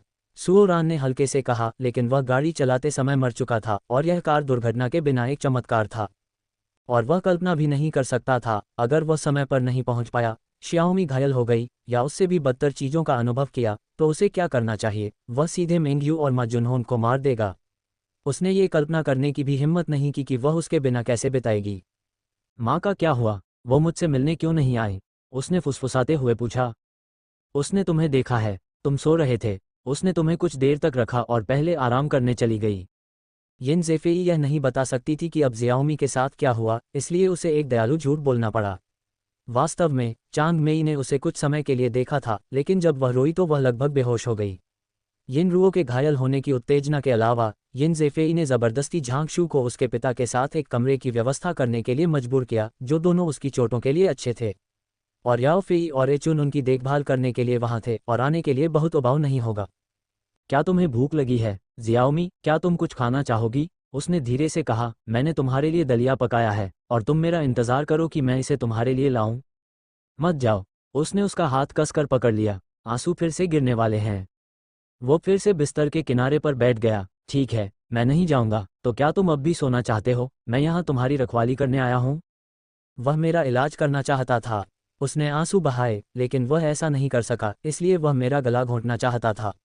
आप जानते हैं कि जब मैं बड़ा हो जाता हूं तो मुझे इस तरह के व्यक्ति की मानसिकता पता चलती है। वह पीडोफिलिया के साथ पैदा नहीं होता है, लेकिन क्योंकि मेरी पत्नी पटरी से उतर गई थी, मैंने जानबूझकर एक आकर्षक रूप बनाया और वह बस ऐसा नहीं कर सका। उसके पास नियंत्रण की भावना नहीं हो सकती थी। आप देखिए, मैं बहुत चालाक नहीं हूँ। उद्धरण चिन्ह। शियाओमी, उसने उसे दिल दुखाते हुए गले लगाया। हाँ, तुम बहुत चतुर हो। तुम बचपन से ही एक चतुर लड़के रहे हो। मैं तुम्हारे द्वारा और कैसे मूर्ख बन सकता हूँ? भाई, उसने चमकती आंखों से उसकी ओर देखा। मुझे मौत का डर नहीं है, मुझे बस डर है, मैं तुम्हें फिर कभी नहीं देख पाऊंगी। जब उसने मुझे पकड़ रखा था तो मुझे सचमुच ऐसा लगा जैसे मेरा दम घुट रहा है और मैं मर गई हूँ। लेकिन आप जानते हैं कि मैं उस समय क्या सोच रही थी? वह फूट फूट कर रोने लगी। मैंने सोचा, मैंने अभी तक तुम्हारे साथ कोई बुरा काम नहीं किया है, मैं पूरी तरह से बुरी औरत नहीं हूँ, इसलिए अगर तुम इस तरह मरते हो तो ये बेकार है। उद्धरण चिन्ह। शियाओमी, बेशक वह जानता था कि उसका क्या मतलब है, लेकिन वह ऐसा नहीं कर सकता था। वह बहुत छोटी थी और वह पहले से ही बहुत सारे डर का सामना कर चुकी थी। खासकर उसकी गर्दन पर निशान अभी भी आश्चर्यजनक था।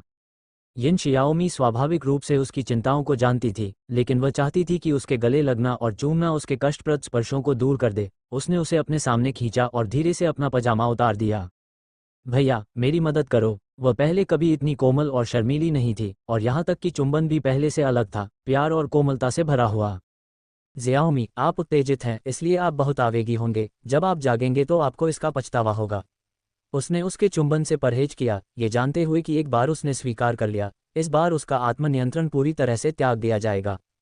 भाई, मैं तुमसे प्यार करती हूँ, उसने गंभीरता से कहा। उद्धरण चिन्ह विस्मयादिबोधक चिन्ह उद्धरण चिन्ह। उसने उसका चेहरा पकड़ लिया। तुमने क्या कहा? यिन शियाओमी ने और कुछ कहने से मना कर दिया। उसने धीरे धीरे उसके गले से लेकर छाती तक उसके बटन को ढीला किया।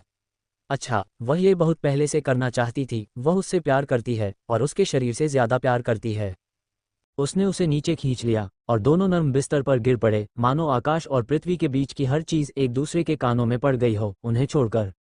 और इस बार कोई भी उन्हें परेशान करने नहीं आया। सूर्यास्त की कुछ झलकियां यिन ज़ेफेई की खिड़की में आ रही थीं, जिससे उसके कमरे का रंग नारंगी लाल हो गया। जोर लड़कियों को www.ck101.tw पर जाना चाहिए।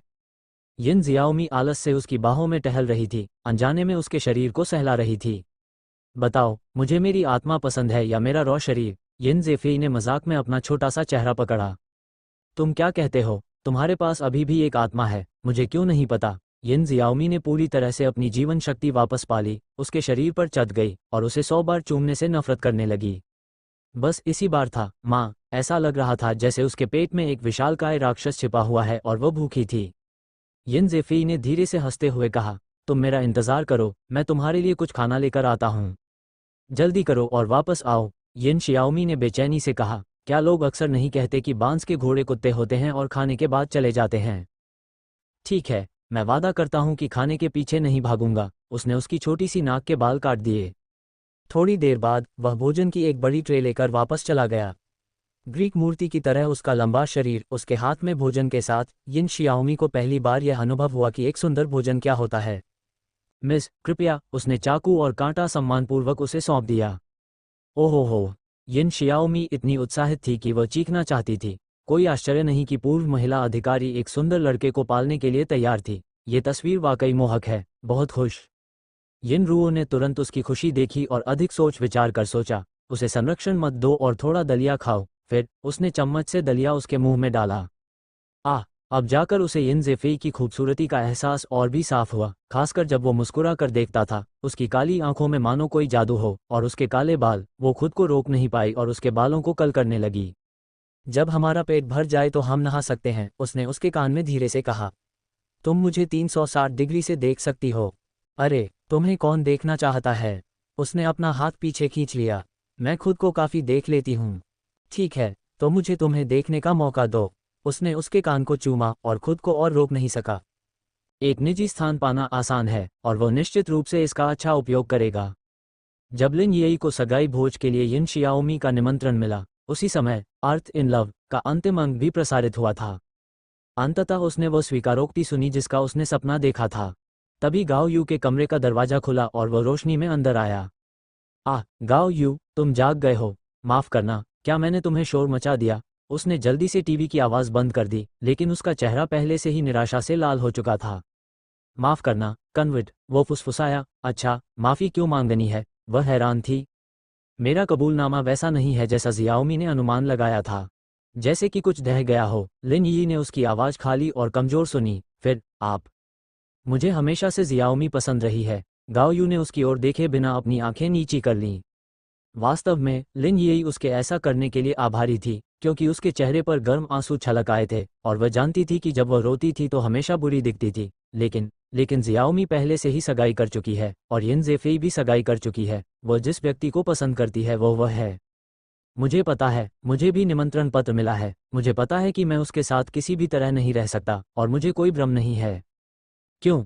क्यों? वह उदास होकर आगे बढ़ी। तुम मुझे बताओ कि मैं कहाँ उससे अच्छी नहीं हूँ, या तुम मुझे बताओ कि तुम उसे कहाँ पसंद करते हो और मैं उसकी तरह बन सकती हूँ। नहीं, कन्विट, तुम समझ नहीं रही हो। गाओ यू ने उसके कंधे को सहारा दिया। मैं उसे इसलिए पसंद करता हूँ क्योंकि तुम काफ़ी अच्छी नहीं हो। इसके विपरीत, तुम अच्छी हो, तुम मेरी दोस्त हो। मैं तुम्हारी दोस्त नहीं बनना चाहती। वह दर्द में चिल्लाई। गाओ यू, मैं तुमसे प्यार करती हूँ, तुम्हें पता है। मुझे पता है। उसने भी उदास होकर अपना सिर झुका लिया। इसलिए मैंने तुमसे दूरी बना ली। मुझे लगता है कि अगर तुम इसे जल्दी देखोगे तो तुम्हें अपनी खुशी खुद ही मिल जाएगी। रूपांतरण, तुम मेरे लिए अच्छे हो, मैं बहुत भावुक हूँ, लेकिन मेरा स्पर्श प्रेम नहीं है। मैं तुम्हें जो वापस दे सकता हूँ वह तुम्हें बेहतर बनाने के लिए तुम्हें नौकरी का अवसर प्रदान करना है, लेकिन मैं तुम्हें प्यार नहीं दे सकता और मैं खुद को धोखा नहीं दे सकता। उद्धरण चिन्ह। क्यों, गाओ यू, तुम्हें पता है कि मैं उन्हें नहीं चाहता। गाओ यू, तुम इतने सालों से अलग हो चुके हो, उसकी शादी हो चुकी है, क्या तुम अब भी उसे भूल सकते हो? मैं तुमसे भीख मांगता हूँ, मैं तुमसे केवल इस बार भीख मांगता हूँ, मुझे एक मौका दो, मैं तुम्हें मुझसे प्यार करने पर मजबूर कर दूंगा, प्लीज। गाओ यू बहुत दुखी थी जब उसने उसके टूटे हुए दिल को इस तरह देखा। रूपांतरण, तुम बहुत होशियार हो, तुम समझते क्यों नहीं? जैसे जियाओमी मुझसे प्यार नहीं करती, शायद इसलिए नहीं कि मैं काफ़ी अच्छा नहीं हूँ, बल्कि इसलिए कि उसके दिल में पहले से ही दूसरे हैं। शायद एक दिन मैं उसे जाने देना सीख जाऊंगा और उसे भूलना सीख जाऊंगा, लेकिन इस समय मैं ऐसा नहीं कर सकता। उद्धरण चिन्ह। मैं तुम्हारा इंतजार कर सकता हूँ, मैं तुम्हारा इंतजार करूंगा। धर्मांतरण, मुझे पता है कि आप मुझसे नफरत करते हैं, लेकिन जल्द या बाद में आप जैसी अच्छी लड़की को एक अच्छे लड़के को अस्वीकार करना होगा। उस समय आप समझ सकते हैं कि ऐसा नहीं है कि दूसरा पक्ष काफी अच्छा नहीं है, लेकिन आप उससे प्यार नहीं करते हैं। आप उससे प्यार नहीं करते हैं, भले ही वो सुंदर हो, भले ही उसका परिवार अमीर हो, और 5 कारों में अमीर बनना सीखना बेकार है। धर्मांतरण, समस्या आपके साथ नहीं है, यह मैं हूँ, मैं यह नहीं कर सकता।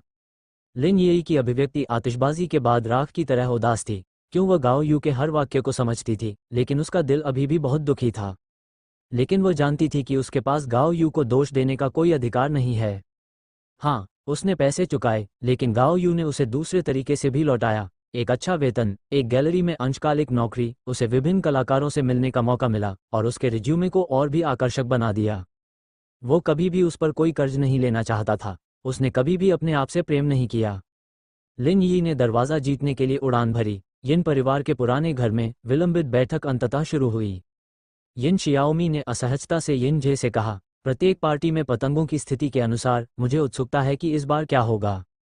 चूंकि हम साथ हैं, भले ही वो चोंशी ही क्यों न हो, मैं इस बार कुछ अच्छा होते देखना चाहता हूँ। वो अपनी आंखें जियाओमी से नहीं हटा पा रहा था, और उसने आज एक लंबी बैंगनी रंग की स्प्लिट स्कर्ट और लिनन के बाल पहने हुए थे। ऊपर उठी हुई युवा लड़की की युवावस्था और परिपक्वता में सादगी शुक्र की तरह है। चोंशी, मैंने ये शब्द पहली बार सुना है। उसने अपनी भौहें उठाईं, ऐसी उम्मीद करते हुए, अन्यथा उसकी नाजुक छोटी नसें टिक नहीं पातीं। दोनों के बीच किन युआन और सोंग युआनुआन अंदर चले गए। यिन शियाओमी ने मुस्कुराहट के साथ उनका अभिवादन किया और विचित्र रूप से कहा, यही वो जगह है जहां डबल एंट्री सही है। सोंग युआनुआन ने शर्मिंदगी से मुस्कुराते हुए कहा, यह सही है, बदसूरत बहू हमेशा अपने ससुराल वालों को देखना चाहती है। अरे किन युआन, तुम्हें मेरे परिवार के साथ अच्छा व्यवहार करना होगा। मुझे पता है कि तुम अपने पैरों को अलग कर लेते हो, एक को काटते हो और एक को काटते हो। यिन जियाओमी ने अपनी उपस्थिति को यिन जेफेई से कम नहीं बताया, लेकिन उसके पास आड़ू की एक जोड़ी आंखें भी थीं। आदमी, हिम्मत मत करो। किन युआन ने अपने हाथों को बार बार हिलाया। एफी, आपके परिवार में ये छोटा बाघ बस अपना सिरका खाओ, यहाँ तक कि मेरा परिवार भी। एक और व्यक्ति मन की शांति के लिए आपको घूरता है। यिन जेफेई स्वाभाविक रूप से छोटा था। पुरुष इकट्ठे हुए और हंसे, और यिन जियाओमी ने सोंग युआनुआन से कहा, युआनुआन, धर्म परिवर्तन करोगी? वह क्यों नहीं आए? ऐसा लगता है कि वह हाल ही में विदेश जाने की तैयारी कर रही है। उसे आईएलटीएस परीक्षा देनी है और संभवतः उसके पास आने का समय नहीं है। विदेश जाना? तो अचानक? गाओ यू का क्या होगा? मुझे नहीं पता। शायद वह कला प्रबंधन के बारे में और अधिक सीखना चाहती है। वापस आओ और गाओ यू की मदद करो। उसे नहीं पता था। हाँ, अरे, धर्मांतरण वास्तव में एक पुण्य सहायक है। यिन जियाओमी ने कहा। झांग जियांगई और हु युएर को खिड़की से बाहर आते और हंसते हुए इस तरफ आते हुए देखा। हुफी उनके पीछे था, बहुत गुस्से और असहाय अभिव्यक्ति के साथ। वो अभी भी इस तथ्य को स्वीकार नहीं कर पा रहा था कि उसकी अच्छी बहन को एक भालू ने अगवा कर लिया। भले ही वो भालू उसका अपना अच्छा दोस्त था, लेकिन मेरी बहन बचपन से ही बहुत ही जिद्दी थी। कहती थी कि उसे प्यार के सभी टोकन मिल चुके हैं और वो इसके खिलाफ नहीं जा सकती। उसने सोचा कि झांग जियांगई ने उसे जो जिनशान यिनशान भेजा था वह एक स्मृति चिन्ह था, जिससे छोटी बहन इतनी मोहित हो गई, और लंबे समय तक ये बूढ़ी बिल्ली थी जिसे ले जाया गया था। इसे क्या कहते हैं, जिनजियान? बहुत घिनौना है। झांग जियांगई को ऐसी कोई चेतना नहीं थी। उसे इस बात से कोई फर्क नहीं पड़ता था कि एक अच्छा दोस्त बड़ा भाई बन गया। अपने अंध आत्मविश्वास में उसे ये भी लगता था कि हुफी को उसके और हु युए के 100 के संयोजन से संतुष्ट होना चाहिए। बाद में शॉन, बाइलू, जियाओजिन, अजोंग और एक्सियांग सभी आए, और यिन परिवार कभी इतना जीवंत नहीं था। आओ और आओ, मैं प्रस्ताव करता हूँ। झांग जियांगई ने अपना गिलास उठाया। ज़ेफेई और शियाओमी को एक गिलास दो और उन्हें जल्द से जल्द सकारात्मक परिणाम प्राप्त करने की शुभकामनाएं। झांग जियांगई ने गिलास उठाने का बीड़ा उठाया। बधाई की आवाज में शॉन ने अपनी आंखें घुमाने का विरोध नहीं किया। वह जानता था कि वह नहीं चल सकता था और केवल सामने के पैर पर चल सकता था, और जियाओमी, उसके परिवार का अपहरण कर लिया गया और भाग गया। और हूफी ने झांग जियांगई को बहुत ही घृणित नज़र से देखा। क्या बकवास है, जब उसकी सगाई हुई थी तो उसे पादना पड़ा था। मैं इस तरह के व्यक्ति के साथ कैसे दोस्ती कर सकता था, और मैं इसे पहले से कैसे रोक सकता था। डिंग, हाँ। और कौन? हूफी, जो दरवाजे के सबसे करीब थी, ने जल्दी से दरवाजा खोला।